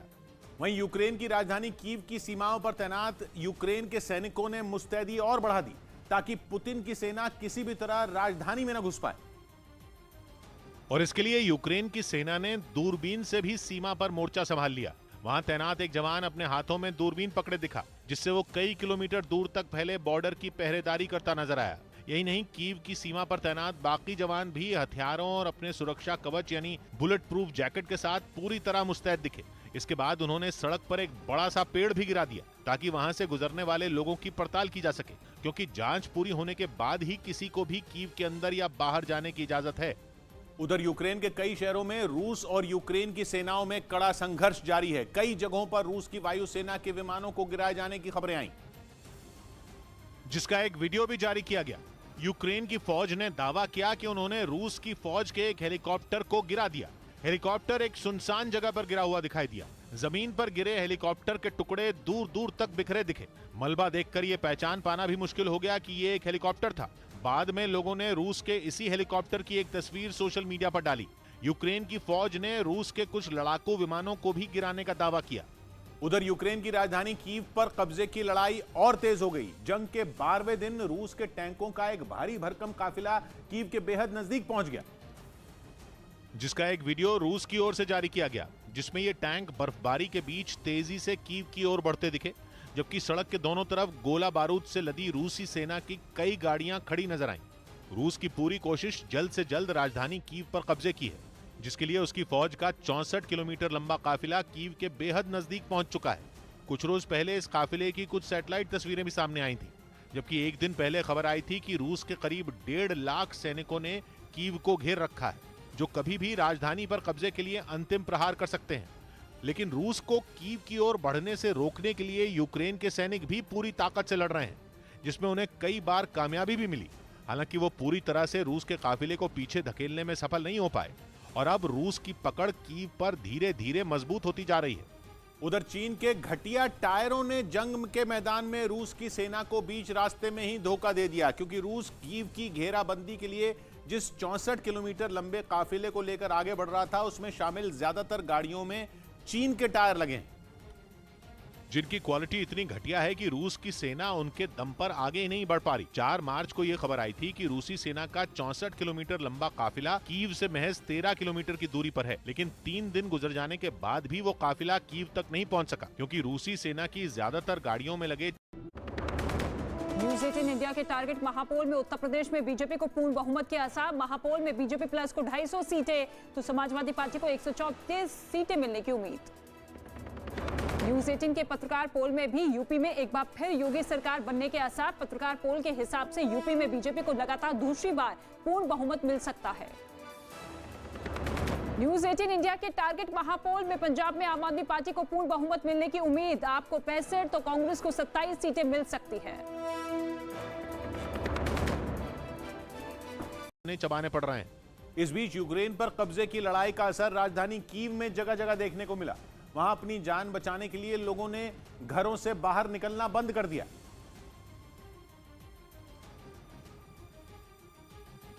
जिस वजह से कीव की सड़कें वीरान हो गई। अलग अलग इलाकों से जो तस्वीरें सामने आई उनमें दूर दूर तक कोई दिखाई नहीं दिया। केवल सड़कें ही नहीं, कीव रेलवे स्टेशन के हालात भी कुछ ऐसे ही दिखे। यही नहीं, राजधानी की ऐतिहासिक इमारतों में भी सन्नाटा पसरा दिखा। वहीं अब तक यूक्रेन की खुलकर मदद करने के लिए नहीं उतर रहे अमेरिका ने अब उसकी बहुत बड़ी मदद करने का फैसला किया है। उसने नेटो देशों को यूक्रेन को फाइटर जेट देने के लिए हरी झंडी दिखा दी है। रूस और यूक्रेन की जंग को लेकर अमेरिका और नेटो की नीति में यह बहुत बड़ा बदलाव है, क्योंकि वो यूक्रेन को सैन्य मदद देकर और रूस पर कड़े प्रतिबंध लगाकर यूक्रेन का साथ तो दे रहे हैं, लेकिन वहां अपने सैनिक भेजकर रूस से सीधी लड़ाई में उलझने से बच रहे हैं। ऐसे में नेटो देशों को यह मंजूरी देकर कि वो यूक्रेन को अपने लड़ाकू विमान दे सकें, अमेरिका ने बीच का रास्ता अपनाने की कोशिश की, जिसके बाद पोलैंड, स्लोवाकिया, हंगरी और रोमानिया जैसे यूक्रेन को घेरे हुए नेटो देशों के लिए उसे अपने लड़ाकू विमान देने का रास्ता साफ हो जाएगा। बल्कि खबर है कि पोलैंड तो यूक्रेन को जल्द ही मिग फाइटर जेट देने भी जा रहा है। और तो और एक दिन पहले अमेरिका के विदेश मंत्री एंटनी ब्लिंकन ने यह भी बताया कि अगर पोलैंड अपने लड़ाकू विमान यूक्रेन को भेजेगा तो उनकी कमी को पूरा करने के लिए अमेरिका पोलैंड को अपने फाइटर जेट देने पर विचार कर रहा है। यूक्रेन के राष्ट्रपति व्लादिमीर ज़ेलेंस्की रूस से लड़ने के लिए पूर्वी यूरोप के देशों से फाइटर एयरक्राफ्ट मांग भी रहे हैं, लेकिन अमेरिका का यह फैसला जंग को रोकने के बजाय आग में घी डालने का काम कर सकता है। उधर अंतर्राष्ट्रीय अदालत ने सुनवाई के दौरान यूक्रेन ने रूस पर जनसंहार का आरोप लगाया। हालांकि रूस इस सुनवाई में शामिल नहीं हुआ। अंतर्राष्ट्रीय अदालत में यूक्रेन ने रूस के खिलाफ यह शिकायत दर्ज करवाई थी और नरसंहार की इसी शिकायत पर हॉलैंड के द हेग शहर में सुनवाई शुरू हुई। इसके पहले दिन यूक्रेन ने रूस पर निर्दोष लोगों को मारने का आरोप लगाया। साथ ही कोर्ट से अपील की कि वो रूस को तुरंत युद्ध बंद करने का आदेश दे। इस पूरे मामले की सुनवाई के दौरान रूस ने अदालत से दूरी बनाए रखी, जिस पर यूक्रेन ने सवाल उठाए। The fact that Russia's seats are empty speaks loudly. They are not here in this court of law. वहीं अंतर्राष्ट्रीय अदालत ने इस सुनवाई में रूस के हिस्सा नहीं लेने पर दुख जताया, ताकि यूक्रेन के लोगों को रूस के ताबड़तोड़ हमलों से बचाया जा सके। हालांकि रूस ने दूसरी बार सीज फायर का ऐलान किया, जिसके तहत राजधानी कीव और खार्किव समेत कई शहरों में कुछ घंटों के लिए हमले रोक दिए गए। इसके अलावा रूस ने जंग में फंसे लोगों को बाहर निकालने के लिए यूक्रेन को अलग अलग सीमाओं पर कॉरिडोर बनाने की भी घोषणा की, यानी लोगों को निकालने के लिए एक रूट तय कर दिया गया। यह कॉरिडोर यूक्रेन के उन शहरों से जुड़े होंगे जहां रूसी सेना का हमला सबसे ज्यादा है। खबर है कि रूस ने यह कदम फ्रांस के राष्ट्रपति इमैनुअल मैक्रों की अपील के बाद उठाया। इससे 2 दिन पहले रूस ने मारियोपोल और वोल्नोवाखा में 7 घंटों के लिए सीज फायर का ऐलान किया था। इस बीच युद्ध की वजह से अलग अलग शहरों में फंसे लोगों को सुरक्षित निकालने के लिए रूस की तरफ से दिए गए रूट प्लान को यूक्रेन ने ठुकरा दिया। जंग के 12वें दिन दोनों देशों के बीच तीसरे दौर की बैठक हुई, जिसमें रूस ने कीव समेत 4 शहरों में कुछ घंटों के लिए सीज फायर का ऐलान किया और युद्ध की वजह से तबाह हो चुके शहरों में फंसे लोगों को निकालने के लिए रूस ने एक रूट प्लान बनाकर दिया, जिसे यूक्रेन ने मानने से ही इनकार कर दिया। З-під Києва в Білорусь з тим, щоб потім літаками полетіти у Російську Федерацію. रूस की तरफ से दिए गए रूट प्लान में राजधानी कीव और उसके पास के शहरों से लोगों को बेलारूस भेजने का ऑफर दिया गया, जहां से वो रूस के लिए विमानों के जरिए भी जा सकते हैं, क्योंकि कीव से बेलारूस नजदीक है और इस रूट के जरिए लोगों को जल्दी और आसानी से निकाला जा सकता है। इसी वजह से रूस ने इस रूट प्लान का सुझाव दिया था, जिसे यूक्रेन ने ठुकरा दिया।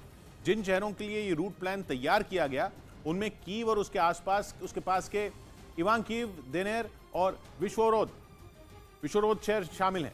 इनमें इवाकीव शहर बेलारूस बॉर्डर क्रॉसिंग स्टेशन से 85 किलोमीटर दूर है, जहां तक बस से पहुंचने में करीब 1 घंटे का वक्त लगेगा, जबकि देनेर से बेलारूस की दूरी 121 किलोमीटर है, जहां पहुंचने में 1.5 घंटे लगेंगे। इसी तरह विश्वरोद में बेलारूस के बीच की दूरी 150 किलोमीटर है और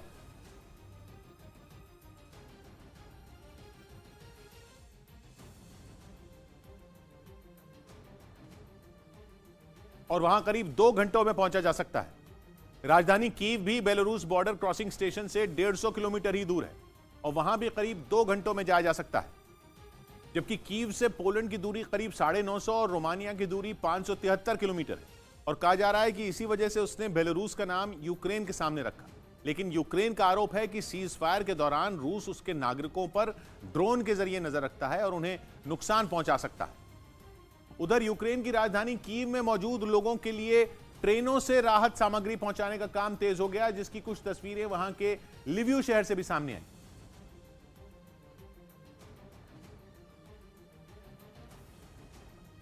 जहां से कीव में फंसे लोगों के लिए ट्रेनों के जरिए राहत सामग्री भेजी गई। कीव रेलवे स्टेशन पहुंचने के बाद ट्रेनों से खाने पीने के सामान से भरे डिब्बों को उतारा गया, जिसके बाद उस सामान को वहां मौजूद लोगों की मदद के लिए जगह जगह पहुंचाया गया।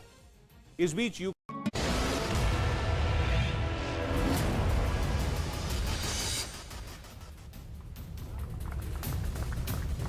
एक बार आपका फिर से स्वागत है। बातचीत के सिलसिले को जोड़ने के लिए एक बार फिर से मैं लखनऊ में हाजिर हूं और आज उनसे बात जो ग्राउंड रिपोर्ट करते हैं, जो तमाम सर्वेज, आर्टिकल्स और पत्रिकाओं, पत्र में और टेलीविजन में लिखते हैं और बताते हैं, आज उन्हीं से बातचीत हो रही है कि कहो पत्रकार किसकी सरकार। तमाम जनता मौजूद लखनऊ की बड़ी देर से इंतजार कर रही है। आज उसको लग रहा है कि वो पूछेंगे या नहीं पूछेंगे, लेकिन जरूर पूछेंगे। एक दो लोगों से आपसे भी पूछेंगे। बहुत बहुत शुक्रिया, थैंक यू सो मच। जरूर पूछेंगे आपसे, बहुत बहुत शुक्रिया। लेकिन जहां पे मैं था, मैं एग्जैक्टली वहीं पे आता हूं। आशुतोष जी ब्रेक से पहले बोल रहे थे, आपने कहा जिसको भी बहुमत मिलेगा प्रचंड मिलेगा, पूरा मिलेगा, पूरा जी पूरा मिलेगा। पूरा तो मतलब है कि मेजॉरिटी मिलेगी। जिसको मिलेगा पूरा मिलेगा, ठीक ठाक मिलेगा। एक बात हम यहाँ ये कहेंगे कि देखिए, हम जब बीजेपी की बात करते हैं तो अपना मानक 325 का रख रहे हैं। 325 का मानक होना ही नहीं चाहिए। राजीव जी को मैंडेट मिला था, क्या वो हमेशा के लिए है? पिछली बार 2012 में जो मुलायम सिंह जी को मैंडेट मिला 224 का, जो एक हमको एक वास्तविक फिगर लेनी चाहिए और मुझे लगता है कि उसी के आधार पर आकलन होना चाहिए। और मुझे लगता है कि कानून व्यवस्था और राशन, दो चीजों ने बहुत काम किया है, बहुत काम किया है। मैं आपको एक बात जो पहले बता रहा था, बस्ती में एक किसान था, उससे हमारी बात हुई टीम की, तो उन्होंने बताया कि वो अब रात में रखवाली करने नहीं जाते। कि किस चीज की? टुल्लू की। तो हमने पूछा क्यों? पंप की। तो भाई क्यों? तो उन्होंने कहा ना वो जाते हैं ना उनकी पत्नी जाती है, क्योंकि पंप अब कोई चुराता नहीं। तो कानून व्यवस्था केवल माफिया मुख्तार अंसारी नहीं होती, कानून व्यवस्था ऐसे भी होती है। और अगर रात में वो नहीं जा रहा है परिवार वहां पर, तो फिर ना सांप का डर है, ना किसी जानवर का डर है। ये जो डर होता है ये बहुत बड़ा होता है। तो और आशुतोष जी कोई आंकड़ा देंगे आप कि आपके मुताबिक कितना सीट देना चाह रहे हैं? नहीं, मैं आंकड़ा नहीं, मैं बिल्कुल वो जो लाइन है अंबिका जी, रतन मनी लाल जी और कुलसुम जी वाली, मैं उसी परंपरा का हूँ। आंकड़ा नहीं, लेकिन मैं आपको एक सामान्य चीजें जो बता रहा हूँ। बिल्कुल, मैं आपके पास आऊंगा, बिल्कुल आऊंगा कि आंकड़े जो है मैं नीचे बता दूं आपसे कि जो नीचे एक एक्सपर्ट पोल चल रहा है वो एवरेज है 213। जितने पत्रकार बोले हैं 12 पत्रकार बोले हैं, तो वो जो एवरेज है 213 का समाजवादी पार्टी का और बसपा का, वो आप नीचे देख रहे हैं। और अब मैं रुक इधर करता हूं। जी जनाब मयंक जी, आप तो वरिष्ठ पत्रकार नहीं कहेंगे ना, आप तो यंग पत्रकार कहेंगे। आपको पत्रकार कहेंगे। हाँ जी सुरेंद्र जी, बिल्कुल यंग है भाई। हाँ और क्या, आपको वरिष्ठ थोड़ी ना कहेंगे, स्वतंत्र स्तंभकार भी हूँ मैं। अरे वाह वाह वाह, क्या बात है, बहुत अच्छा। आपने इस कार्यक्रम में बुलाया, इसके लिए बहुत बहुत धन्यवाद। अब आज के बाद आप वरिष्ठ पत्रकार हो जाएंगे। बहुत बहुत शुक्रिया, बहुत बहुत शुभकामनाएं आपको। तो आपका जो ओपिनियन है वो क्या कहता है, जहां तक BJP plus Samajwadi plus BSP Congress अन्य को कहता है? पहले तो मैं ये कहूंगा कि इस बार उत्तर प्रदेश एक नई डायनेमिक्स लिखने जा रहा है चुनाव में। अच्छा, जैसे कि उत्तर प्रदेश को 2017 में 3 करोड़ 44 लाख लोगों ने कुल वोट करा था, लेकिन इस बार उत्तर प्रदेश में यह आंकड़ा पिछले 5 वर्षों में जो लाभार्थियों की संख्या है वो इस आंकड़े से बड़ी हो गई है। क्योंकि अगर देखा जाए प्रधानमंत्री आवास या राशन या फिर शौचालय, इन सब चीजों को अगर हम कुल योग करते हैं तो ये 3 करोड़ 44 लाख से ज्यादा जाता है। तो मुझे एक आंकड़ा दे दीजिए, फिर मैं आपसे एनालिसिस करता हूं। तो मुझे लगता है भारतीय जनता पार्टी 250 से 270 के बीच रहेगी। 250 से 270 के बीच में बीजेपी रहेगी। मयंक गुप्ता जी कहते हैं, यंग पत्रकार हैं, और उसके बाद समाजवादी पार्टी प्लस रहेगी 100 से 110 सीटों पर। 100 से 110 सीटों पर। 100 से 110, ओके। बसपा रहेगी 10 से 15 सीटों पर। बसपा रहेगी 10 से 15 सीटों, 10 से 15 सीटों पे। और कांग्रेस 3 या 4 सीटें पालेगी, जो जिस पर सपा अपने प्रत्याशी नहीं लड़ा रही है। जैसे एक रामपुर की कारखाना सीट है, उस पर सपा ने अपना प्रत्याशी, रामपुर प्रतापगढ़ की। अच्छा जी जी रामपुर खासा जी जी। तो उन्हें सपा ने अपना प्रत्याशी ही नहीं उतारा उस सीट पे जी। तो शायद संभवतः अगर बहुत संघर्ष। ये आपका आंकड़ा है, एक बार आंकड़ा फिर से आपने बता दिया। बीजेपी आप क्या कहते हैं? 250 से 270 सीटों पर। समाजवादी पार्टी का 100 से 110 सीटों पर। बसपा 10 से 15 सीटें लेगी। कांग्रेस 3 या 4 या 5 सीटें। अन्य 2-3। मैं आता हूं एनालिसिस के लिए आता हूं। जब ये बता रहे थे तो आप देख के मुस्कुरा रहे थे। मेरे पास आइए, इधर आइए, पास आइए। क्या नाम है आपका? अनुज सिंह। किस आंकड़े पे सबसे ज्यादा खुश हुए थे? समाजवादी वाले पे आपने एकदम से दांत पूरे बाहर आए? बीजेपी वाले पे खुश हुए। बीजेपी वाले पे खुश हुए थे? अच्छा, एक मिनट हाँ, आंकड़ा तो हम पूछे। तो बीजेपी वाले पे खुश हुए थे? हाँ। जो मयंक जी बता रहे थे उसपे वो खुश हुए आप? हाँ। कहाँ के रहने वाले हैं आप? हम तो रहने वाले देवरिया के। देवरिया के। तो यहाँ काम करते हैं लखनऊ में? जी, क्या काम करते हैं? रमन सिक्योरिटी गार्ड सर्विसेज में सुपरवाइजर हैं। तो ड्यूटी यहाँ पे कितने घंटे की रहती है आपकी? 8 घंटे की। 8 घंटे की रहती है। तो इधर से जा रहे थे या कहीं जा रहे थे? तो यहाँ देखा तमाशा हो रहा है? नहीं था, कल भी मैं आया था। देखिए बड़े बड़े पत्रकार हैं, रोज तमाशा होता है, आज तमाशा नहीं है। आज बड़े पत्रकार, वरिष्ठ पत्रकार लोग हैं। कल भी आए थे? हाँ, कल तमाशा हो रहा था। ठीक है ना? तो क्या समझा मयंक जी ने क्या कहा? बीजेपी आ रही है। बीजेपी आ रही है। जी, ज्ञानेंद्र को मैं खड़ा करना चाहूंगा, यंग पत्रकार है। जी ज्ञानेंद्र जी, आपके आंकड़े क्या कहते हैं? देखिए, इस मामले में मैं आशुतोष जी से ही अपने आप को संबद्ध करता हूं। हाँ। क्योंकि यहां पर सबसे खास बात यह है कि तमाम हमारे वरिष्ठ बैठे हुए हैं, आंकड़ों की जिक्र होना शुरू हो चुका है और आंकड़ों का आपका औसत भी आ रहा है। यहां पर मैं एक बात जरूर कहूंगा कि जनता जनार्दन ही सब कुछ तय करती है।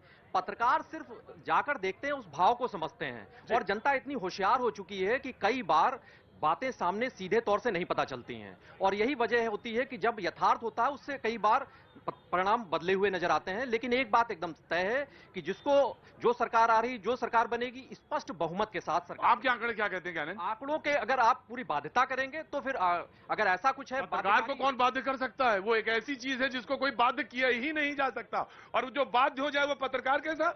लेकिन आपके साथ जब मैं बातचीत करूंगा तो उसके साथ दूसरे 2 रिश्ते जुड़ जाते हैं, क्योंकि आप मेरे यूनिवर्सिटी के तौर पर भी रहे हैं। नहीं, तो वो ना मानिए, कोई रिश्ता ना मानिए। आज आप आंकड़ों पे आइए सीधे से। रिश्ते तो मानेंगे ही, रिश्तों का तो हमारे उत्तर प्रदेश में रिश्ते तो मानने का चलन ही है, तो रिश्तों को तो हम नहीं नकार सकते। लेकिन हाँ कि स्पष्ट बहुमत आएगा। और अगर बीजेपी की बात करेंगे 225 प्लस सीट हम बीजेपी 225 ज्ञानेंद्र बोलते हैं जी। और 160 से 70 समाजवादी पार्टी। 160 से 170 के बीच में समाजवादी पार्टी प्लस।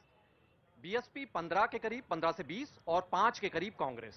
5 के करीब कांग्रेस। अन्य पे जोड़ना चाहेंगे कुछ? अन्य पर नहीं, अन्य पे नहीं देना चाहते। ज्ञानेंद्र मैं बिल्कुल एनालिसिस पे आऊंगा, बातचीत करूंगा। हाँ जी, खड़े होइए, कुर्सी डाले हुए बैठे, पास आ जाइए मेरे। उतनी दूर कहां जाऊंगा? क्या नाम है आपका? गुलशेर राणा। गुलशेर राणा। आगे आइए गुलशेर जी, कहाँ के रहने वाले हैं? मेरठ के। तो यहाँ कैसे? यहाँ हम लोग भैया जी के चुनाव में आए थे। भैया जी मतलब? अखिलेश जी के। अरे हम कहाँ लड़ रहे हैं तो चुनाव यार, बस सपोर्ट में आए थे भैया जी के। हम चाहते हैं वो मुख्यमंत्री बने। भैया जी यानी अखिलेश जी। तो मेरठ से आगे जी। तो आपके हिसाब से क्या लग रहा है? हम लोग जैसे घूमे हैं चरण वाइज, तो ऐसा लग रहा है कि हम लोग 280 सीट जीत रहे हैं। 280 सीट जीत रहे हैं।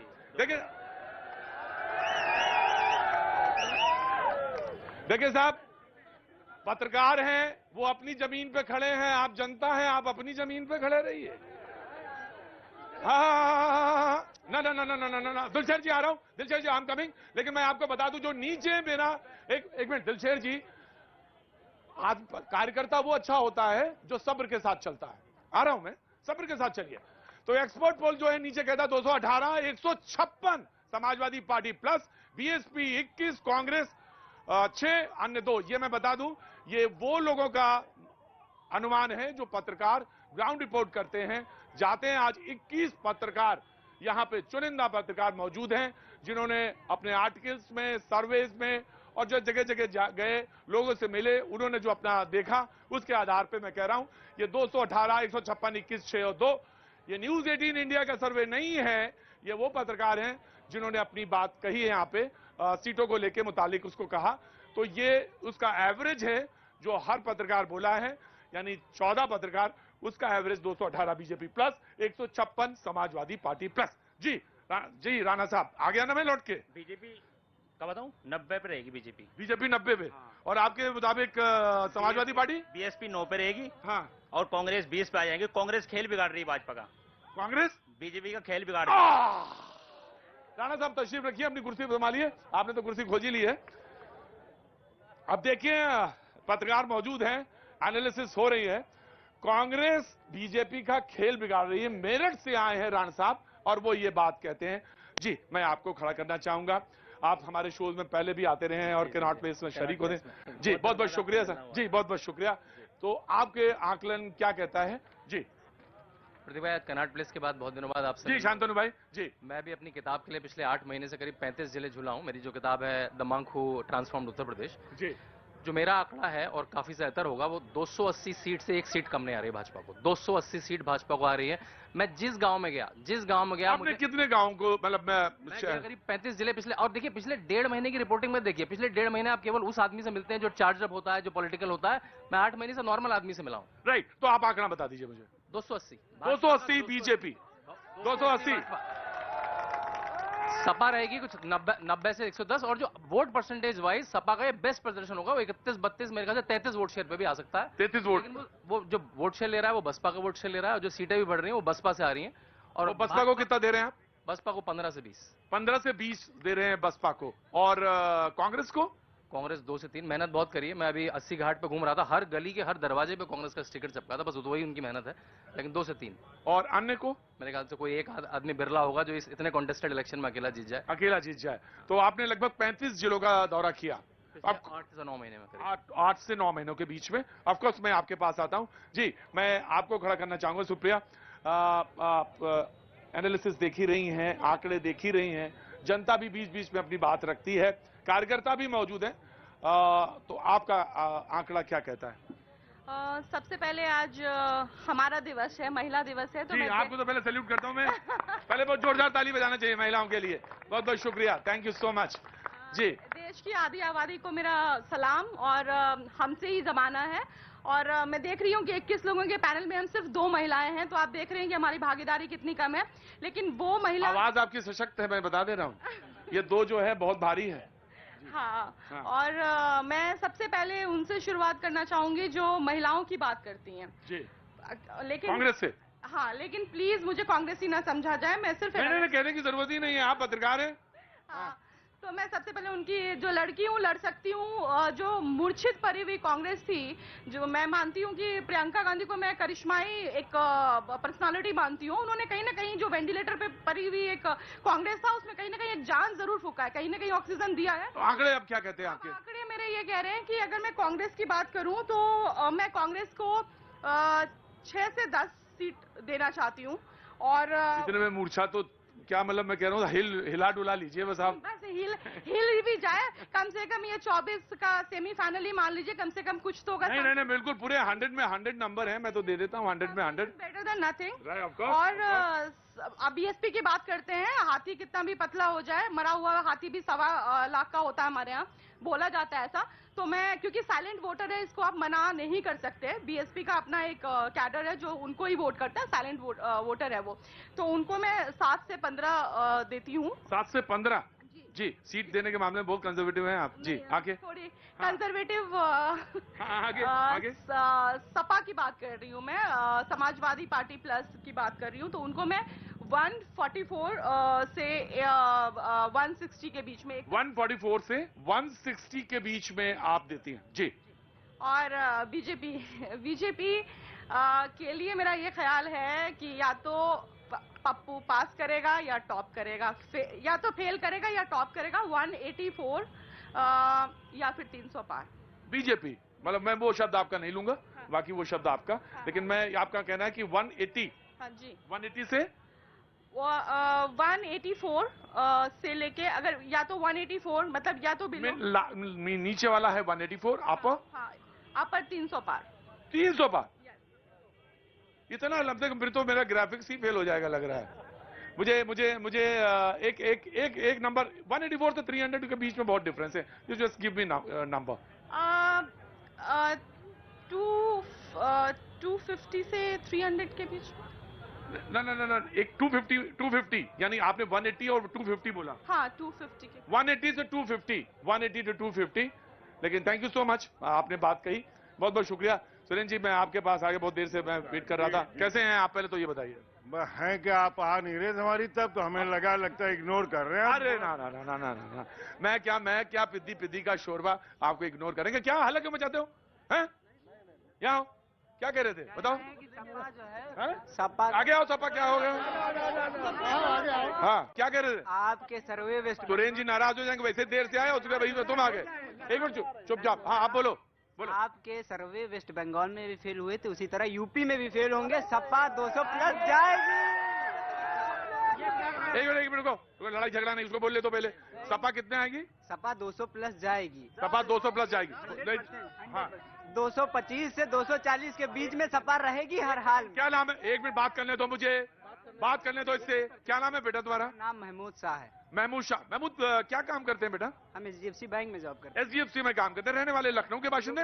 लखनऊ के। कहाँ, कौन से मोहल्ले में? ट्रांसपोर्ट नगर। ट्रांसपोर्ट नगर, अच्छा अच्छा अच्छा अच्छा।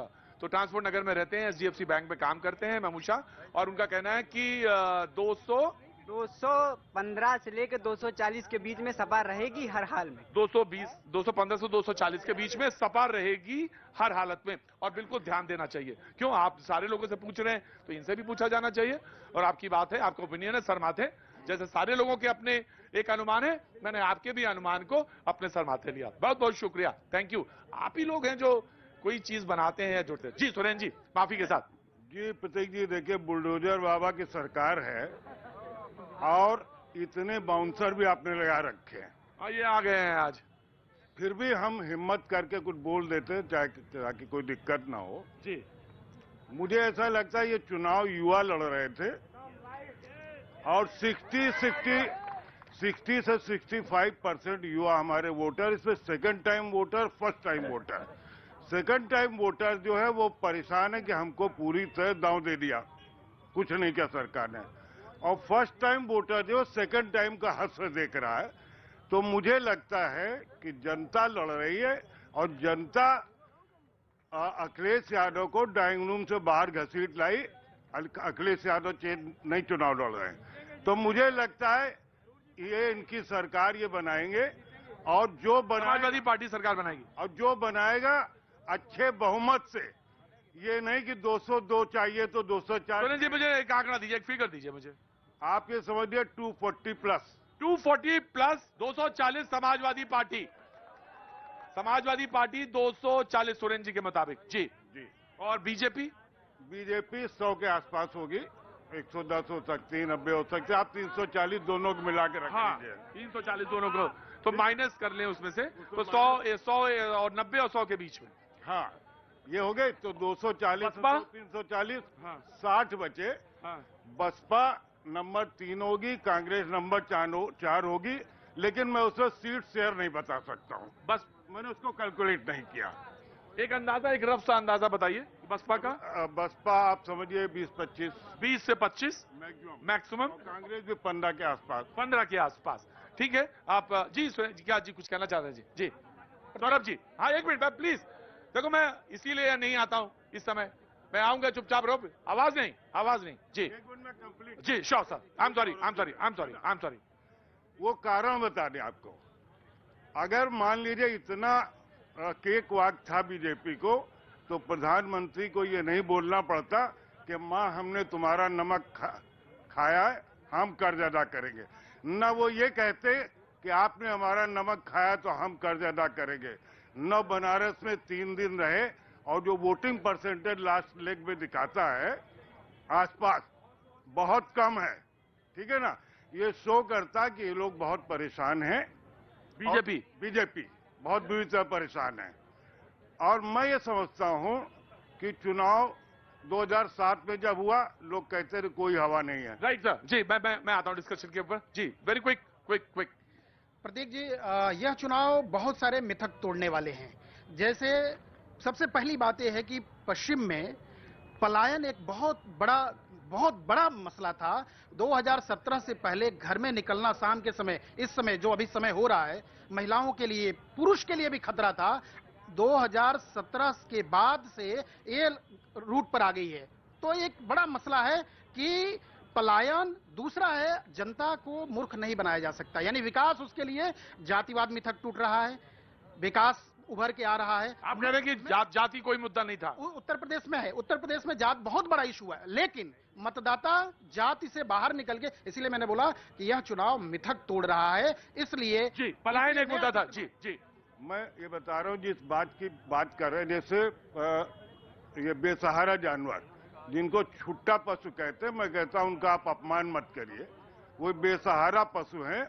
आपने सैकड़ों साल से जो हमारी परंपरा थी कि उनके लिए हम गौशाला बनाते थे और वहां उनका संरक्षण करते थे, अब वो दूध देने लायक नहीं, किसी काम लायक नहीं है, तो खेत में घुस रहे हैं। जो लोग नहीं, आप जाके घूमे जाकर, राइट, मैं आंकड़ा ले लूं पहले जल्दी से। जी हाँ, तो उसकी वजह से ये दिक्कत, और मैं फिर अपनी बात पर कायम हूं कि सारी स्थितियों के बावजूद ये जो एनालिसिस किया, आपके हिसाब से समाजवादी पार्टी फॉर्मिंग गवर्नमेंट, जी मैं आता हूं, एक मिनट, आराम से हल्ला नहीं, जी मैं आ रहा हूं, जी अभी रुको, एक मिनट में आता हूं। जी सर, आपका, जी विनोद मिश्रा जी, आपका आंकड़ा। देखिए, इस बार के इलेक्शन ऐसा था कि आंकड़ा बहुत, मतलब अगर हम बताएं तो थोड़ा कंफ्यूजिंग था। जो भी लोग, यहाँ भी शोर जो आ रही थी लोगों की, जो अगर कहें कि एसपी के सिंपैथाइजर है या बीजेपी के सिंपैथाइजर है, तो एसपी का सिंपैथाइजर कभी ये नहीं मानेगा कि उसकी गवर्नमेंट नहीं बन रही है, क्योंकि शुरुआत जिस तरह से हम इलेक्शंस देख रहे थे शुरू में, जो फर्स्ट फेज सेकंड फेज के हुए, बहुत सारे लोग सब सीनियर है, मैं बहुत जूनियर हूँ अभी तो इनके लिए, लेकिन मुझे लगता है कि इस बार जो वोटिंग हुई है, वोटिंग ट्रेंड जो हुआ है, जिस तरह से लोग महिलाओं ने वोट किया है, उससे चीजें बदली हैं थोड़ी सी। अगर तो आप आंकड़े पे बात करेंगे तो मुझे लगता है कि बीजेपी गवर्नमेंट बनाएगी और करीब 210 तक पहुंच जाएगी बीजेपी। 210 और आपके हिसाब से समाजवादी पार्टी प्लस 160 से 170 के बीच में रहेगी। 160 से 170। बीजेपी को आप कोई नंबर देना चाहेंगे? 210 का दिया था मैंने। 210 का दिया था। और बसपा को? बसपा 15 से 20 सीटों पे रहेगी। 15 से 20 करेगी। कांग्रेस? 4-5 रहेगी कांग्रेस। 5। हमने बहुत मेहनत की, प्रियंका गांधी ने जमीन पर दिखाई भी दे रही थी, लेकिन कोई कैंडिडेट ऐसा चेहरा नहीं था उस पर उनके पास कि जो जमीन पर लड़ता हुआ दिखा, मतलब जो कैंडिडेट लड़े, कैंडिडेट के मैं आ रहा हूं, ऑफ कोर्स सर, आपका जी मैं आ रहा हूं, एक मिनट आ रहा हूं। जनाब योगेश जी, आपके मुताबिक आंकड़े क्या कहते हैं और आपने क्या देखा, कहां गए, तो बताइए। देखिए, ऐसा है कि आंकड़ों की व्यवस्था अगर थोड़ी देर बाद हम वो पॉज दे दें तो पहले सिचुएशन पर बात कर लेते हैं। सिचुएशन यह है कि हमने पूरे उत्तर प्रदेश में करीब 25-27 डिस्ट्रिक्ट की यात्राएं की, लेकिन मुझे कहीं भी कोई वोकल वोटर नहीं मिला। इस बार बहुत साइलेंट था वोटर, मुसलमान भी साइलेंट था, यादव भी साइलेंट था, ब्राह्मण भी साइलेंट था, ठाकुर भी साइलेंट था, ओबीसी भी साइलेंट था। तो बड़ा मुश्किल काम था। हमें 24 सीटें ऐसी मिली जिनके बारे में मैं कह सकता हूं कि उसका भविष्य कोई नहीं बता सकता है, क्योंकि वहां अंतर 500 से अंदर होंगे। जैसे वो कौन सी मिसाल के तौर पे वो 24 सीटें? अब जैसे वो गोरखपुर ग्रामीण की सीट है, मान लीजिए गोरखपुर ग्रामीण की सीट पे आप नहीं कह सकते हैं, हाँ, शाहरुत्तरी इलाहाबाद नहीं कह सकते हैं, आप लखनऊ की आप सरोजनी नगर नहीं कह सकते हैं, हाँ, नेक टू नेक फाइट है, तो 24 सीटों के बारे में नहीं कह सकते। लेकिन अगर हमको आंकड़े बताने की मजबूरी ही ना हो तो हम ये कह सकते हैं कि भारतीय जनता पार्टी 190 से 220 के आसपास के बीच में कोई आंकड़ा होगा। 190 से 220 के, 190 से 220 के बीच में बीजेपी प्लस योगेश जी के मुताबिक। एंड समाजवादी पार्टी 170 से 175 के बीच में समाजवादी पार्टी होगी। 170 से 175 के बीच में समाजवादी पार्टी प्लस। जी, एंड बसपा? बसपा 13 से 15 सीट। 13 से 15। कांग्रेस? 5 से 7 सीट। और अन्य को? अन्य को 5 सीटें। जी, अब मेरे पास 2 ही लोग हैं, मैं इसके बाद डिबेट ओपन कर देता हूं। जी अमित, मैं आपके पास बाद में आऊंगा, लेकिन सबसे पहले अशोक जी। अशोक जी, आपका आंकड़ा क्या कह रहा है? प्रतीक जी, पूरे चुनाव में जो 7 चरणों में चुनाव हुआ, राइट सर, और सभी चरणों में 54 से लेकर के 61 सीटों पे चुनाव। भाई एक मिनट जरा आवाज सुनने दीजिए, अब प्लीज उनको चुप कराइए, आप तो खड़े हैं दोनों। जी, सभी चरणों में 54 से 61 सीटों के बीच में चुनाव हुआ है, और पश्चिम में और पूरब में जहां पे समाजवादी पार्टी और उसके सहयोगी और भारतीय जनता पार्टी और उसके सहयोगी आमने सामने थे सभी जगहों पे, तो समाजवादी पार्टी और भारतीय जनता पार्टी आमने सामने थी, तो भारतीय जनता पार्टी और उसके सहयोगी दल सभी चरणों में 30 सीटों के आसपास पा रहे हैं, इसलिए 210। BJP 210, right. और समाजवादी पार्टी प्लस? समाजवादी पार्टी सभी सीटों पे 25 के आसपास पा रही है, तो 175 प्लस। 175 प्लस। आपने कहा कि सभी सीटों पर 25 सीट करीब, सभी चरणों में 25 सीटें पा रही है, तो 25 प्लस। तो आपके मुताबिक 175 समाजवादी पार्टी। बसपा पूरे 403 विधानसभाओं में करीब 20 के आसपास ऐसी सीटें थी जहां पे त्रिकोणीय मुकाबला हुआ है। बाकी जगहों पे सपा और भाजपा आमने सामने थी। तो इन 20 सीटों में त्रिकोणीय मुकाबला हुआ है, उसमें बहुजन समाज पार्टी 15 के आसपास पाएगी और 5 सीटों पे कांग्रेस। 5 सीटों पे कांग्रेस। लास्ट मेरे जो जर्नलिस्ट, हाँ क्या, हाँ जी, सॉरी क्या कह रहे हैं आप? एक जवाब किनसे? नहीं, हम ले लेंगे। नहीं, आपसे रिक्वेस्ट कर रहा हूँ। नहीं, रिक्वेस्ट करने की कोई जरूरत ही नहीं है। मैं तो 1 मिनट खड़ा रहो। कौन है? आप जय हिंद नेशनल पार्टी के राष्ट्रीय अध्यक्ष जी। राष्ट्रीय अध्यक्ष हैं? पार्टी कौन सी? जय हिंद नेशनल पार्टी। जय हिंद नेशनल पार्टी। इतनी पार्टी उसके बाद भी पार्टी बनाने की जरूरत पड़ गई। डॉक्टर साहब ये बताइए, चुनाव कैसे लड़ा आपने? लड़ा ही नहीं? जी, मैं प्रिपेयर नहीं था, पार्टी प्रिपेयर नहीं थी, तो हम चुनाव नहीं लड़े। नहीं लड़े? पैसे की कमी थी क्या? फंड तो चाहिए। क्या बात है, पैसे की कमी बहुत ज्यादा होती है। बस एक ही बने बचे हैं। मैं आता हूं सर आपको, अगर आज नहीं बात कर पाया तो माफी चाहूंगा। कल मैं जब भैया जी कहीं कर रहा हूँ यहाँ पे, तो मैं जरूर आपसे बात करूंगा। मैं आपको इनवाइट कर लूंगा। अमित जी खड़े हुए हमारे ब्यूरो चीफ हैं न्यूज 18 इंडिया के। और आपने कहां कहां घूमा, पहले तो ये मुझे बताइए। पूरा पश्चिम उत्तर प्रदेश से लेकर बुंदेलखंड घूमे भी है वैसे? खामगांव होटल में बैठे रहे? नहीं, घूम रहे थे। अच्छा जी, तो बताइए क्या क्या घूमा और कितना आपका आंकड़ा, फटाफट बताइए, फिर डिबेट ओपन करूं मैं जी। देखिए, मुझे जो लगता है 270 प्लस बीजेपी। क्यों 270 प्लस बीजेपी? रुको भाई, 270 प्लस। और समाजवादी पार्टी 100 से मैक्सिमम 125। 100 से 100 से मैक्सिमम 125। 125। और बसपा रहेगी मैक्सिमम 15। बसपा 15। और कांग्रेस मैक्सिमम 6। कांग्रेस मैक्सिमम 6। और अन्य 5 के आसपास। 5। तो ये अमित हैं, अमित सिंह, जो कि न्यूज 18 इंडिया से यहाँ पे ब्यूरो चीफ हैं। इन्होंने बताया, मैं आपको बता, शुक्रिया। 215 का एवरेज बनता है। 215 का एवरेज बनता है, जो अभी तक मेरे 22 पत्रकारों से बात करा। समाजवादी पार्टी के 160, बसपा के 20, कांग्रेस के 6 और अन्य जो हैं वो 2। ये बनता। Debate is now open. Sir मैं आया, ऑफ कोर्स सर, डिबेट ना, the house is open now जी। सर मैं 2 बातें कहना चाहूंगा। हाँ। एक तो ये है कि एक कहावत है, अंग्रेजी में कहते हैं we see what we want to see. Right sir. और ये पत्रकारों पे भी लागू होती है। तो मैं ये कहूंगा कि अगर हम पत्रकार भी वही देखते हैं जो देखना चाहते हैं। बिल्कुल।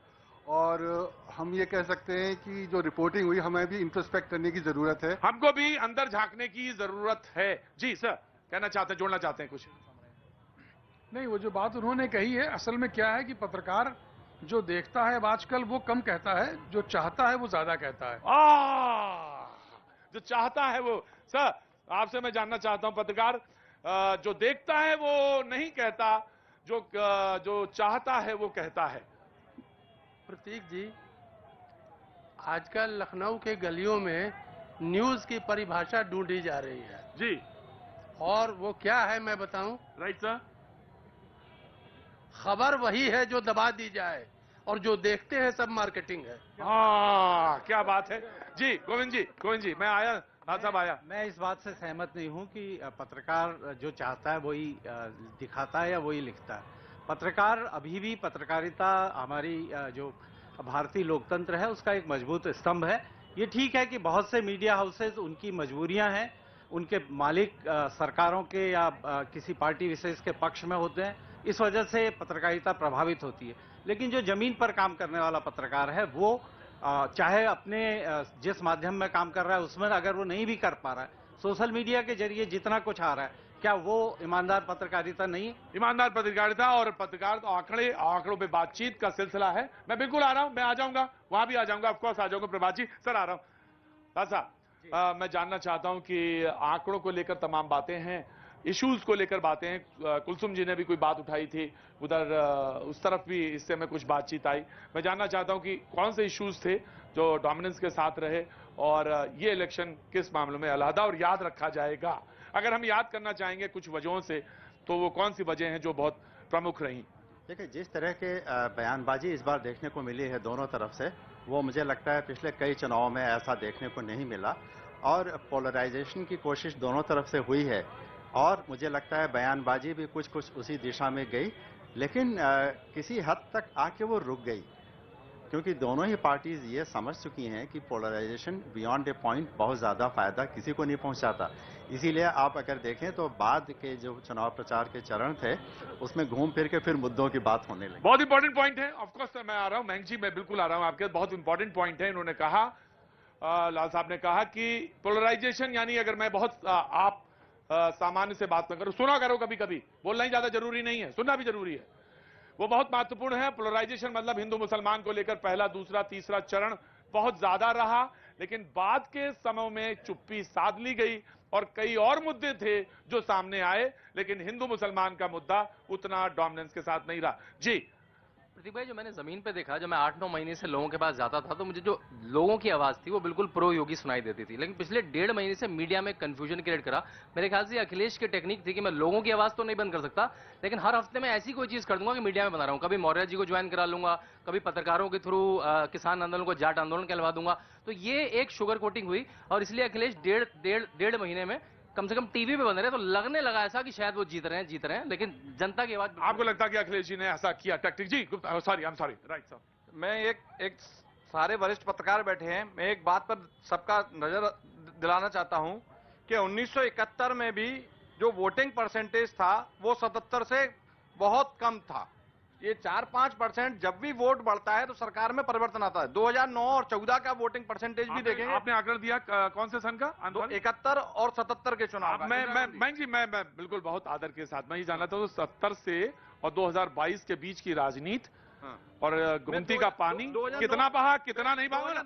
आपका के भी आंकड़े दे रहा हूँ। 2009 में 7-8% वोट बढ़ा था 14 में, और इस बार अगर वोटिंग परसेंटेज नहीं बढ़ा है तो इसका मतलब है कि लोग परिवर्तन नहीं चाहते, सरकार के प्रति उनका आस्था है कि सरकार यही। यानी आपका कहना है कि अगर कम वोटिंग हुई है तो बराबर हुई है, तो सरकार यानी बीजेपी के फेवर में गई है बात। कम वोटिंग बीजेपी के फेवर में आया। अरे खोपड़ी तो ऐसा हिला रहे हैं जैसे कि बिल्कुल तुम्हारे ही पास सारे असल आंकड़े हैं। जी क्या नाम है आपका? एक मिनट, आइए नहीं, क्या नाम है? कुशवाहा सर। हाँ जी, शंभू कुशवाहा। शंभू कुशवाहा। शंभू कुशवाहा। मतलब इसलिए पूछ लेते हैं कि बार बार कि क्लियर हो जाए। मैं वो पत्रकार हूं जो बिल्कुल क्लियर करके बात। कुशवाहा भाई, आप बहुत इंपॉर्टेंट है मामला। जी तो क्या आपका क्या कह रहे थे? वोटिंग प्रतिशत बढ़ाने की जिम्मेदारी चुनाव आयोग की है।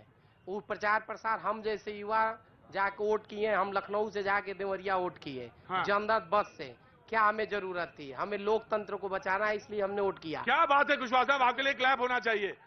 बहुत बहुत शुक्रिया। सर जनता से गया। अरे आपका आंकड़ा क्या कर रहा है? आपकी बात क्या करी? मेरा आंकड़ा कर रहा है कि पिछले कई चुनाव से हम लोगों ने भारतीय जनता पार्टी को वोट किया है। इस बार समाजवादी पार्टी सरकार को लाना है, रोजगारों को रोजगार दिलवाना है। जी राइट। तो एक बात है जी सर, तमाम इश्यूज हैं, बातचीत है, डिबेट इज ओपन है। हाँ जी, मैं जानना चाहता हूं कि आपकी एनालिसिस कहां पे है इश्यूज को लेकर और पॉइंट्स को लेकर कि यहां पे हम जहां तक पॉलिटिकल पार्टीज हैं उसमें कौन सी ऐसा पार्टी है जिसको लगता है कि अपने मुद्दे रखने में बहुत अच्छी तरह से सफल हुई है? देखिए मुद्दे दोनों ने रखे। मुद्दे समाजवादी पार्टी ने भी बड़ी जोरदार ढंग से उठाए। वो उन मुद्दों को अटैक कर रहे थे जो मुद्दे धरती पर थे। समाजवादी पार्टी। हाँ, और बीजेपी उन मुद्दों का अटैक है। वो देखिए अपने अपने मुद्दे थे, आवारा पशु, बेरोजगारी, और ये सारे मुद्दे जो हैं, बेरोजगारी है, भर्ती नहीं हुई है, आवारा पशु हैं, ये समस्याओं को समाजवादी पार्टी बहुत मजबूती से उठा रही थी। लेकिन बीजेपी जो है उन मुद्दों को उठा रहे थे। कानून व्यवस्था, आप देखिए कानून व्यवस्था पर ज्यादा तमंचावादी शब्द इस्तेमाल किया गया, और ये हुआ कि साहब जो नमक का मामला आया, तो ये जो मुद्दे थे जो लोगों को प्रभावित कर रहे थे अपने अपने ढंग से। Right sir. जी कुलसुम जी। जी देखिए, heavy lies the head which wears the crown. Right. तो जिसके सर ये जिसकी भी ताजपोशी होगी उसके लिए बहुत आसान राह नहीं है। चाहे वो, और बार बार लोग कह रहे थे कि ये चुनाव योगी ने लड़ा, मुझे लगता है ये चुनाव तो मोदी ने लड़ा। तो ये कह देना कि योगी ने लड़ा, ये बिल्कुल सही नहीं हो सकता। दूसरी चीज ये है कि रिफॉर्म्स की जरूरत पड़ेगी। जो हमारा इलेक्शन कमीशन है उसे ये देखना होगा कि बहुत से रिफॉर्म की उसमें भी जरूरत है। जो सरकार आती है उसको भी जरूरत पड़ेगी।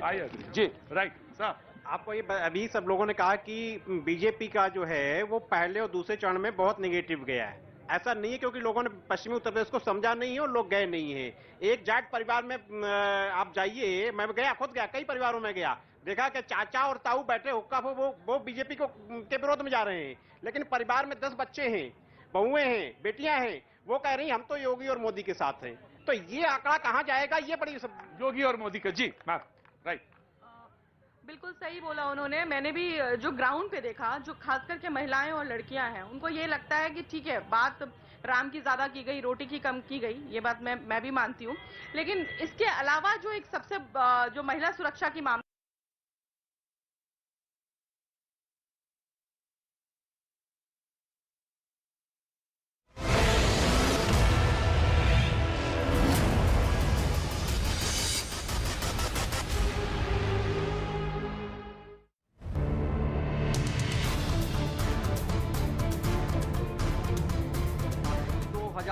तक के चुनाव में महिलाओं का जो वोटिंग प्रतिशत था वो 7.43% कम रहा था पुरुषों के मुकाबले। लेकिन 2012 के बाद से तस्वीर बदली, 1.6% 2012 में बढ़ा और 2017 के चुनाव में 4.16% मतदान का प्रतिशत जो वोटिंग टर्नआउट था महिलाओं का बढ़ा। तो जाहिर सी बात है, ये वो महिलाएं हैं जो तमाम रैलीज में हर पार्टी की, चाहे वो बीजेपी की हो या समाजवादी पार्टी की, जो रैलीज होती है, बड़ी भीड़ होती है, उसमें भले ना दिखाई देती हो, लेकिन जब वोटिंग की बात आती है तो वो अहम किरदार निभाती हैं और वो मुखर भी भले ना होती हो, लेकिन वोटिंग में उनकी बड़ी निर्णायक भूमिका रहती है और इस बार भी ऐसा होता दिखाई दी। जी मैं आया, जनता के पास आया। जी ऑफ कोर्स आया, एक दो लोग। जी कौन बोलेगा, जल्दी बोलो, तय करो।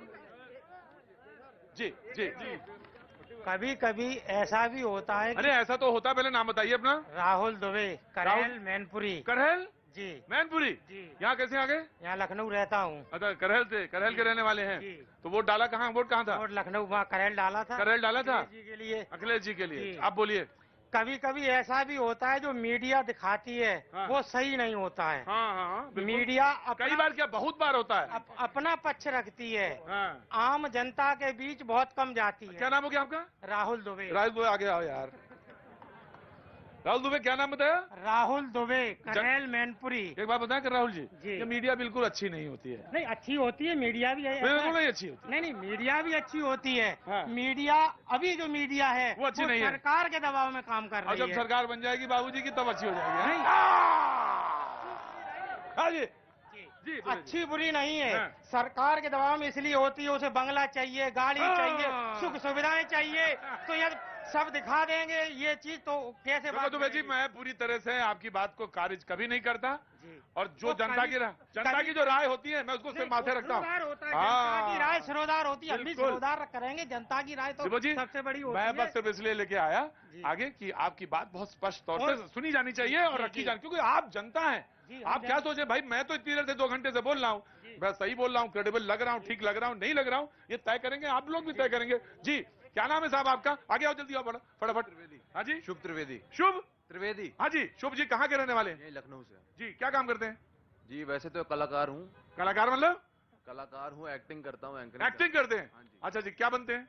जी अभी तो काफी सारी फिल्में करी हैं। वैसे अयोध्या में जो दीप उत्सव होता है उसमें श्री राम किरदार राम जी बनते हैं। बहुत अच्छी बात है। ये इशू मैं कल बातचीत के सिलसिले में जरूर जोड़ूंगा, लेकिन ये जो नीचे है 217, 158, 19, 6, 3, ये एवरेज है, एक्सपर्ट पोल है, जो कि तमाम 21 पत्रकारों ने आज यहां शाम को बात करी, जो कि पूरे प्रदेश में घूमते रहे, हजारों किलोमीटर चले, ये हाथ जाया नहीं जाएंगे। कल जब बात होगी तब आपको जरूर जोड़ेंगे, लेकिन आज अभी बस सिर्फ इतना, कल फिर होगी मुलाकात। बने रहिए हमारे साथ।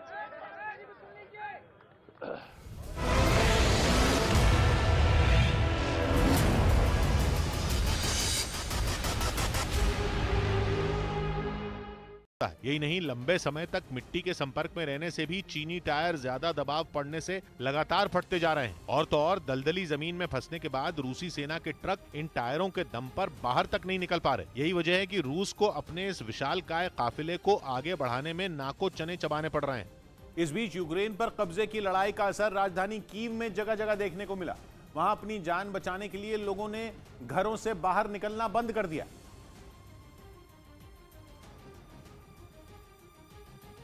जिस वजह से कीव की सड़कें वीरान हो गई। अलग अलग इलाकों से जो तस्वीरें सामने आई उनमें दूर दूर तक कोई दिखाई नहीं दिया। केवल सड़कें ही नहीं, कीव रेलवे स्टेशन के हालात भी कुछ ऐसे ही दिखे। यही नहीं, राजधानी की ऐतिहासिक इमारतों में भी सन्नाटा पसरा दिखा। वहीं अब तक यूक्रेन की खुलकर मदद करने के लिए नहीं उतर रहे अमेरिका ने अब उसकी बहुत बड़ी मदद करने का फैसला किया है। उसने नेटो देशों को यूक्रेन को फाइटर जेट देने के लिए हरी झंडी दिखा दी है। रूस और यूक्रेन की जंग को लेकर अमेरिका और नाटो की नीति में यह बहुत बड़ा बदलाव है, क्योंकि वो यूक्रेन को सैन्य मदद देकर और रूस पर कड़े प्रतिबंध लगाकर यूक्रेन का साथ तो दे रहे हैं, लेकिन वहां अपने सैनिक भेजकर रूस से सीधी लड़ाई में उलझने से बच रहे हैं। ऐसे में नाटो देशों को यह मंजूरी देकर कि वो यूक्रेन को अपने लड़ाकू विमान दे सकें, अमेरिका ने बीच का रास्ता अपनाने की कोशिश की। जिसके बाद पोलैंड, स्लोवाकिया, हंगरी और रोमानिया जैसे यूक्रेन को घेरे हुए नाटो देशों के लिए उसे अपने लड़ाकू विमान देने का रास्ता साफ हो जाएगा। बल्कि खबर है कि पोलैंड तो यूक्रेन को जल्द ही मिग फाइटर जेट देने भी जा रहा है। और तो और एक दिन पहले अमेरिका के विदेश मंत्री एंटनी ब्लिंकन ने यह भी बताया कि अगर पोलैंड अपने लड़ाकू विमान यूक्रेन को भेजेगा तो उनकी कमी को पूरा करने के लिए अमेरिका पोलैंड को अपने फाइटर जेट देने पर विचार कर रहा है। यूक्रेन के राष्ट्रपति व्लादिमीर ज़ेलेंस्की रूस से लड़ने के लिए पूर्वी यूरोप के देशों से फाइटर एयरक्राफ्ट मांग भी रहे हैं, लेकिन अमेरिका का यह फैसला जंग को रोकने के बजाय आग में घी डालने का काम कर सकता है। उधर अंतर्राष्ट्रीय अदालत ने सुनवाई के दौरान यूक्रेन ने रूस पर जनसंहार का आरोप लगाया। हालांकि रूस इस सुनवाई में शामिल नहीं हुआ। अंतर्राष्ट्रीय अदालत में यूक्रेन ने रूस के खिलाफ यह शिकायत दर्ज करवाई थी और नरसंहार की इसी शिकायत पर हॉलैंड के द हेग शहर में सुनवाई शुरू हुई। इसके पहले दिन यूक्रेन ने रूस पर निर्दोष लोगों को मारने का आरोप लगाया। साथ ही कोर्ट से अपील की कि वो रूस को तुरंत युद्ध बंद करने का आदेश दे। इस पूरे मामले की सुनवाई के दौरान रूस ने अदालत से दूरी बनाए रखी, जिस पर यूक्रेन ने सवाल उठाए। The fact that Russia's seats are empty speaks loudly. They are not here in this court of law. वहीं अंतर्राष्ट्रीय अदालत ने इस सुनवाई में रूस के हिस्सा नहीं लेने पर दुख जताया, ताकि यूक्रेन के लोगों को रूस के ताबड़तोड़ हमलों से बचाया जा सके। हालांकि रूस ने दूसरी बार सीज फायर का ऐलान किया, जिसके तहत राजधानी कीव और खार्किव समेत कई शहरों में कुछ घंटों के लिए हमले रोक दिए गए। इसके अलावा रूस ने जंग में फंसे लोगों को बाहर निकालने के लिए यूक्रेन को अलग अलग सीमाओं पर कॉरिडोर बनाने की भी घोषणा की, यानी लोगों को निकालने के लिए एक रूट तय कर दिया गया। यह कॉरिडोर यूक्रेन के उन शहरों से जुड़े होंगे जहां रूसी सेना का हमला सबसे ज्यादा है। खबर है कि रूस ने यह कदम फ्रांस के राष्ट्रपति इमैनुअल मैक्रों की अपील के बाद उठाया। इससे 2 दिन पहले रूस ने मारियोपोल और वोल्नोवाखा में 7 घंटों के लिए सीज फायर का ऐलान किया था। इस बीच युद्ध की वजह से अलग अलग शहरों में फंसे लोगों को सुरक्षित निकालने के लिए रूस की तरफ से दिए गए रूट प्लान को यूक्रेन ने ठुकरा दिया। जंग के 12वें दिन दोनों देशों के बीच तीसरे दौर की बैठक हुई, जिसमें रूस ने कीव समेत 4 शहरों में कुछ घंटों के लिए सीज फायर का ऐलान किया और युद्ध की वजह से तबाह हो चुके शहरों में फंसे लोगों को निकालने के लिए रूस ने एक रूट प्लान बनाकर दिया, जिसे यूक्रेन ने मानने से ही इनकार कर दिया। З-під Києва в Білорусь з тим, щоб потім літаками полетіти у Російську Федерацію. रूस की तरफ से दिए गए रूट प्लान में राजधानी कीव और उसके पास के शहरों से लोगों को बेलारूस भेजने का ऑफर दिया गया, जहां से वो रूस के लिए विमानों के जरिए भी जा सकते हैं, क्योंकि कीव से बेलारूस नजदीक है और इस रूट के जरिए लोगों को जल्दी और आसानी से निकाला जा सकता है। इसी वजह से रूस ने इस रूट प्लान का सुझाव दिया था, जिसे यूक्रेन ने ठुकरा दिया। जिन शहरों के लिए ये रूट प्लान तैयार किया गया उनमें कीव और उसके पास के इवांकीव, देनेर और विश्वरोद शहर शामिल हैं। इनमें इवाकीव शहर बेलारूस बॉर्डर क्रॉसिंग स्टेशन से 85 किलोमीटर दूर है, जहां तक बस से पहुंचने में करीब 1 घंटे का वक्त लगेगा, जबकि देनेर से बेलारूस की दूरी 121 किलोमीटर है, जहां पहुंचने में 1.5 घंटे लगेंगे। इसी तरह विश्वरोद में बेलारूस के बीच की दूरी 150 किलोमीटर है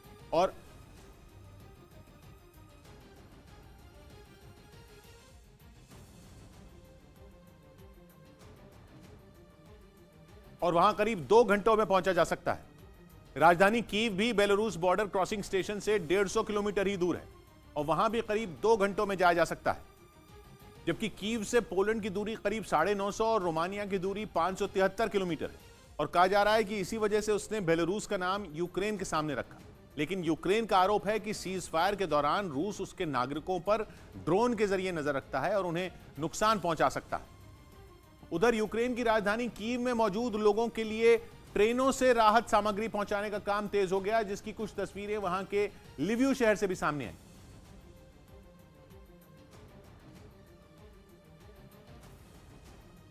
जहां से कीव में फंसे लोगों के लिए ट्रेनों के जरिए राहत सामग्री भेजी गई। कीव रेलवे स्टेशन पहुंचने के बाद ट्रेनों से खाने पीने के सामान से भरे डिब्बों को उतारा गया, जिसके बाद उस सामान को वहां मौजूद लोगों की मदद के लिए जगह जगह पहुंचाया गया। इस बीच यूक्रेन के खार्किव शहर में रूसी सेना के हमले में 8 लोगों की मौत हो गई। रूस के लड़ाकू विमानों ने वहां के कई इलाकों में जमकर बमबारी की, जिसकी वजह से खार्किव के कई इलाकों को भारी नुकसान पहुंचा। एक जगह तो इमारत में लगी आग कई घंटों बाद भी नहीं बुझ सकी। इसी तरह एक दूसरी इमारत में भी रूस की सेना ने निशाना बनाया, जिसके बाद उसके चारों तरफ मलबे का ढेर लग गया, जिसके नीचे दबकर कुछ लोगों की मौत हो गई। यही नहीं, वहां खड़ी कई गाड़ियों के तो परखचे उड़ गए। रूस ने इन रिहायशी इमारतों के साथ खार्किव की एक यूनिवर्सिटी को भी नहीं छोड़ा। वहां भी मिसाइलों के हमलों से सब कुछ तहस नहस दिखाई दिया। इसी तरह शहर के दूसरे इलाकों में भी रूसी सेना ने भारी तबाही मचाई। 12 दिन से यूक्रेन के साथ जारी जंग में अब रूस ने अपने बम बरसाने वाले लड़ाकू विमान सुखोई 34 का इस्तेमाल तेज कर दिया।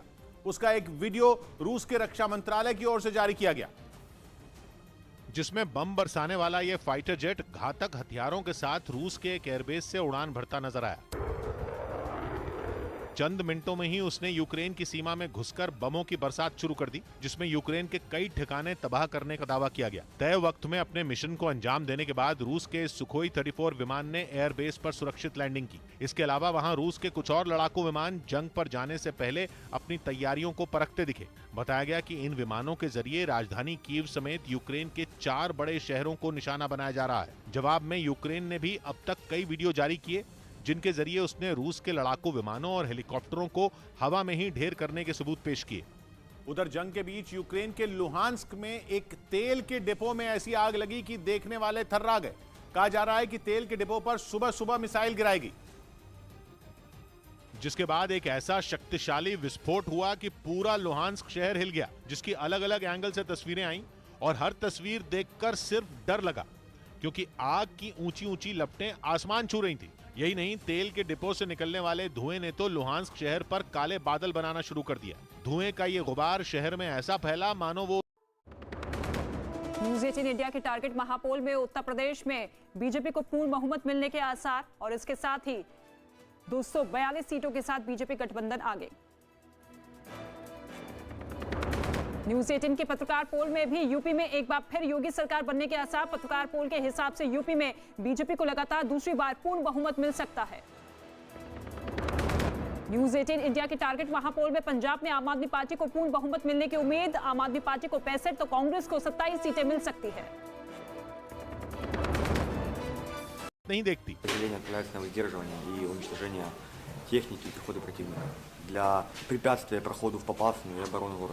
लुहांस्क यूक्रेन के उन इलाकों में एक है जहां रूस का समर्थन करने वाले अलगाववादी सक्रिय रहे हैं। इस बीच यूक्रेन के कई शहरों में रूस और यूक्रेन की सेनाओं में कड़ा संघर्ष जारी है। कई जगहों पर रूस की वायुसेना के विमानों को गिराए जाने की खबरें आईं। और इसके लिए रूस ने फिर खार्किव पर लड़ाकू विमान से हमला बोल दिया, लेकिन यूक्रेन की सेना ने रूस के लड़ाकू विमान को हवा में ही ढेर कर दिया। यूक्रेन की सेना की तरफ से इसका एक वीडियो भी जारी किया गया, जिसमें एक लड़ाकू विमान आसमान में आग के गोले में बदलता नजर आया। रूस के विमान पर हमले के बाद वहां मौजूद यूक्रेन के सैनिकों ने जश्न मनाना शुरू कर दिया, जबकि आग लगने के बाद रूस का लड़ाकू विमान तेजी से नीचे गिरता दिखा और उसके जमीन से टकराते ही वहां एक तेज धमाका हुआ।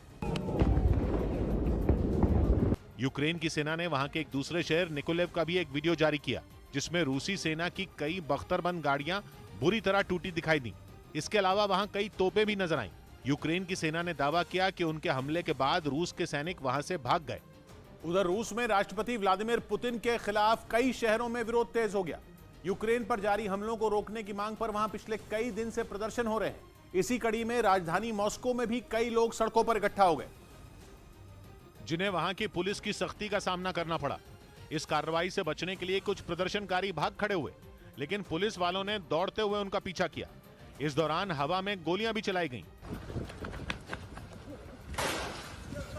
जिसके बाद एक प्रदर्शनकारी को पकड़कर पुलिस वाले ने जमीन पर गिरा दिया। इसी तरह प्रदर्शन में शामिल कई दूसरे लोगों को भी हिरासत में लिया गया। साथ ही पूरे शहर की सुरक्षा बढ़ा दी गई। कई जगहों पर पुलिस के जवान सड़कों पर दीवार की तरह खड़े दिखाई दिए। लेकिन पुतिन का विरोध न सिर्फ मॉस्को बल्कि सेंट पीटर्सबर्ग में भी देखने को मिला, जहां यूक्रेन से जारी जंग के विरोध में जगह जगह जुलूस निकाले गए। इसी तरह रूस के 59 शहरों में भी प्रदर्शन हुए। बताया गया कि करीब 4000 लोगों को हिरासत में लिया गया। कुछ जगहों पर जो लोग आसानी से नहीं गए, उन्हें पुलिस वालों ने जबरदस्ती उठाकर अपनी गाड़ी में बैठा लिया। इस बीच यूक्रेन की राजधानी कीव पर कब्जा करने के लिए रूस ने हमला और तेज कर दिया। रूस की तरफ से कीव के कई इलाकों में जबरदस्त बमबारी की गई और रूस की तरफ से दागे गए बमों ने वहां तबाही मचा दी। बमबारी की चपेट में आए एक मकान से आग की ऊंची लपटें उठती नजर आईं, जबकि कई और घरों से भी धुआं उठता दिखा। इस बीच वहां लगातार बम धमाकों और फायरिंग की आवाज भी सुनाई दी। रूसी सेना के हमले ने वहां सड़क पर खड़ी बसों को तहस नहस कर दिया। उनके शीशे टूटे हुए नजर आए। बमबारी से दहशत में आए लोगों ने उस पूरे इलाके को खाली कर दिया, जिसके बाद वहां दूर दूर तक सन्नाटा पसरा दिखाई दिया। वहीं यूक्रेन की राजधानी कीव की सीमाओं पर तैनात यूक्रेन के सैनिकों ने मुस्तैदी और बढ़ा दी, ताकि पुतिन की सेना किसी भी तरह राजधानी में न घुस पाए। और इसके लिए यूक्रेन की सेना ने दूरबीन से भी सीमा पर मोर्चा संभाल लिया। वहां तैनात एक जवान अपने हाथों में दूरबीन पकड़े दिखा, जिससे वो कई किलोमीटर दूर तक फैले बॉर्डर की पहरेदारी करता नजर आया। यही नहीं, कीव की सीमा पर तैनात बाकी जवान भी हथियारों और अपने सुरक्षा कवच यानी बुलेट प्रूफ जैकेट के साथ पूरी तरह मुस्तैद दिखे। इसके बाद उन्होंने सड़क पर एक बड़ा सा पेड़ भी गिरा दिया, ताकि वहां से गुजरने वाले लोगों की पड़ताल की जा सके, क्योंकि जांच पूरी होने के बाद ही किसी को भी कीव के अंदर या बाहर जाने की इजाजत है। उधर यूक्रेन के कई शहरों में रूस और यूक्रेन की सेनाओं में कड़ा संघर्ष जारी है। कई जगहों पर रूस की वायुसेना के विमानों को गिराए जाने की खबरें आईं, जिसका एक वीडियो भी जारी किया गया। यूक्रेन की फौज ने दावा किया कि उन्होंने रूस की फौज के एक हेलीकॉप्टर को गिरा दिया। हेलीकॉप्टर एक सुनसान जगह पर गिरा हुआ दिखाई दिया। जमीन पर गिरे हेलीकॉप्टर के टुकड़े दूर दूर तक बिखरे दिखे। मलबा देखकर यह पहचान पाना भी मुश्किल हो गया कि यह एक हेलीकॉप्टर था। बाद में लोगों ने रूस के इसी हेलीकॉप्टर की एक तस्वीर सोशल मीडिया पर डाली। यूक्रेन की फौज ने रूस के कुछ लड़ाकू विमानों को भी गिराने का दावा किया। उधर यूक्रेन की राजधानी कीव पर कब्जे की लड़ाई और तेज हो गई। जंग के 12वें दिन रूस के टैंकों का एक भारी भरकम काफिला कीव के बेहद नजदीक पहुंच गया, जिसका एक वीडियो रूस की ओर से जारी किया गया, जिसमें ये टैंक बर्फबारी के बीच तेजी से कीव की ओर बढ़ते दिखे, जबकि सड़क के दोनों तरफ गोला बारूद से लदी रूसी सेना की कई गाड़ियां खड़ी नजर आईं। रूस की पूरी कोशिश जल्द से जल्द राजधानी कीव पर कब्जे की है, जिसके लिए उसकी फौज का 64 किलोमीटर लंबा काफिला कीव के बेहद नजदीक पहुंच चुका है। कुछ रोज पहले इस काफिले की कुछ सैटेलाइट तस्वीरें भी सामने आई थी, जबकि एक दिन पहले खबर आई थी कि रूस के करीब 1.5 लाख सैनिकों ने कीव को घेर रखा है, जो कभी भी राजधानी पर कब्जे के लिए अंतिम प्रहार कर सकते हैं। लेकिन रूस को कीव की ओर बढ़ने से रोकने के लिए यूक्रेन के सैनिक भी पूरी ताकत से लड़ रहे हैं, जिसमें उन्हें कई बार कामयाबी भी मिली। हालांकि वो पूरी तरह से रूस के काफिले को पीछे धकेलने में सफल नहीं हो पाए और अब रूस की पकड़ कीव पर धीरे धीरे मजबूत होती जा रही है। उधर चीन के घटिया टायरों ने जंग के मैदान में रूस की सेना को बीच रास्ते में ही धोखा दे दिया, क्योंकि रूस कीव की घेराबंदी के लिए जिस 64 किलोमीटर लंबे काफिले को लेकर आगे बढ़ रहा था, उसमें शामिल ज्यादातर गाड़ियों में चीन के टायर लगे हैं, जिनकी क्वालिटी इतनी घटिया है कि रूस की सेना उनके दम पर आगे ही नहीं बढ़ पा रही। 4 मार्च को यह खबर आई थी कि रूसी सेना का 64 किलोमीटर लंबा काफिला कीव से महज 13 किलोमीटर की दूरी पर है, लेकिन 3 दिन गुजर जाने के बाद भी वो काफिला कीव तक नहीं पहुंच सका, क्योंकि रूसी सेना की ज्यादातर गाड़ियों में लगे चीन के घटिया टायर या तो फट गए या फिर यूक्रेन की गीली जमीन में धंस गए। ये दावा अमेरिकी सेना में 10 साल तक व्हीकल एक्सपर्ट के तौर पर काम कर चुके ट्रेंट चेलेंको का है। उन्होंने ट्वीट करते हुए ये भी बताया कि चीनी टायरों की क्वालिटी घटिया होने की वजह से वो जल्दी घिस जाते हैं। उन पर बदलते मौसम का असर भी दूसरे टायरों के मुकाबले ज्यादा होता है। यही नहीं, लंबे समय तक मिट्टी के संपर्क में रहने से भी चीनी टायर ज्यादा दबाव पड़ने से लगातार फटते जा रहे हैं। और तो और दलदली जमीन में फंसने के बाद रूसी सेना के ट्रक इन टायरों के दम पर बाहर तक नहीं निकल पा रहे। यही वजह है कि रूस को अपने इस विशालकाय काफिले को आगे बढ़ाने में नाको चने चबाने पड़ रहे हैं। इस बीच यूक्रेन पर कब्जे की लड़ाई का असर राजधानी कीव में जगह जगह देखने को मिला। वहां अपनी जान बचाने के लिए लोगों ने घरों से बाहर निकलना बंद कर दिया।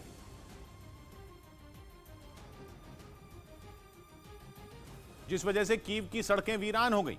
अलग अलग इलाकों से जो तस्वीरें सामने आई उनमें दूर दूर तक कोई दिखाई नहीं दिया। केवल सड़कें ही नहीं, कीव रेलवे स्टेशन के हालात भी कुछ ऐसे ही दिखे। यही नहीं, राजधानी की ऐतिहासिक इमारतों में भी सन्नाटा पसरा दिखा।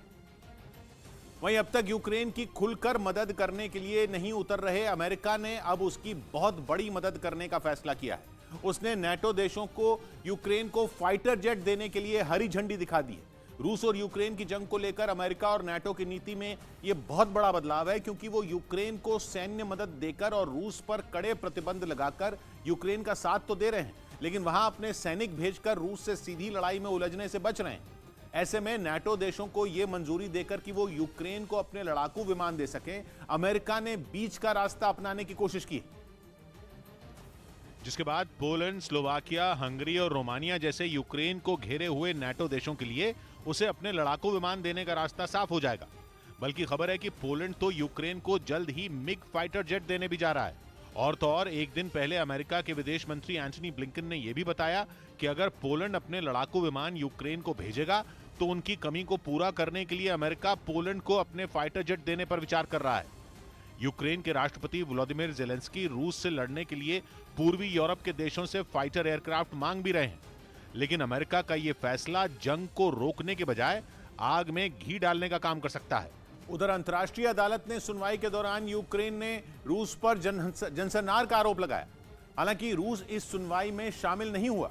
अंतर्राष्ट्रीय अदालत में यूक्रेन ने रूस के खिलाफ यह शिकायत दर्ज करवाई थी और नरसंहार की इसी शिकायत पर हॉलैंड के द हेग शहर में सुनवाई शुरू हुई। इसके पहले दिन यूक्रेन ने रूस पर निर्दोष लोगों को मारने का आरोप लगाया। साथ ही कोर्ट से अपील की कि वो रूस को तुरंत युद्ध बंद करने का आदेश दे। इस पूरे मामले की सुनवाई के दौरान रूस ने अदालत से दूरी बनाए रखी, जिस पर यूक्रेन ने सवाल उठाए। The fact that Russia's seats are empty speaks loudly. They are not here in this court of law. वहीं अंतर्राष्ट्रीय अदालत ने इस सुनवाई में रूस के हिस्सा नहीं लेने पर दुख जताया, ताकि यूक्रेन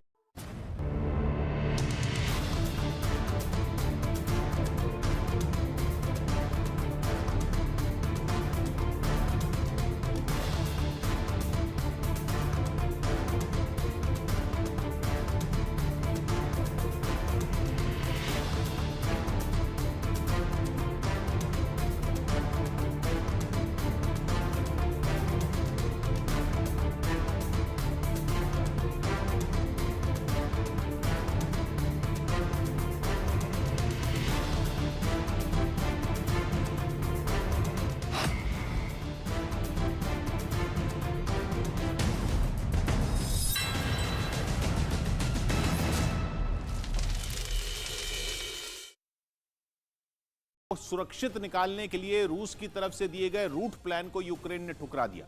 जंग के 12वें दिन दोनों देशों के बीच तीसरे दौर की बैठक हुई, जिसमें रूस ने कीव समेत 4 शहरों में कुछ घंटों के लिए सीज फायर का ऐलान किया और युद्ध की वजह से तबाह हो चुके शहरों में फंसे लोगों को निकालने के लिए रूस ने एक रूट प्लान बनाकर दिया, जिसे यूक्रेन ने मानने से ही इनकार कर दिया।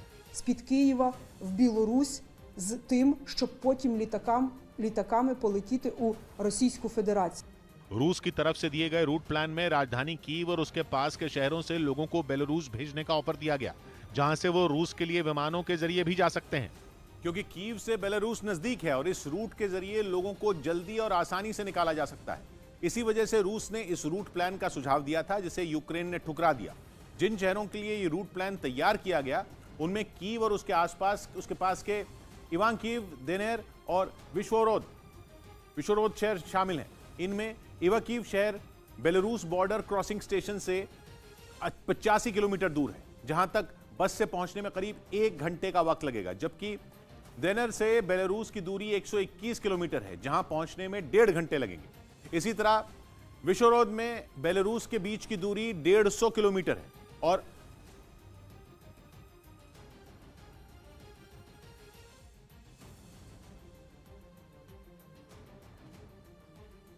और वहां करीब 2 घंटों में पहुंचा जा सकता है। राजधानी कीव भी बेलारूस बॉर्डर क्रॉसिंग स्टेशन से 150 किलोमीटर ही दूर है और वहां भी करीब 2 घंटों में जाया जा सकता है।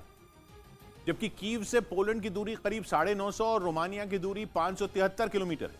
और कहा जा रहा है कि इसी वजह से उसने बेलारूस का नाम यूक्रेन के सामने रखा। लेकिन यूक्रेन का आरोप है कि सीज फायर के दौरान रूस उसके नागरिकों पर ड्रोन के जरिए नजर रखता है और उन्हें नुकसान पहुंचा सकता है।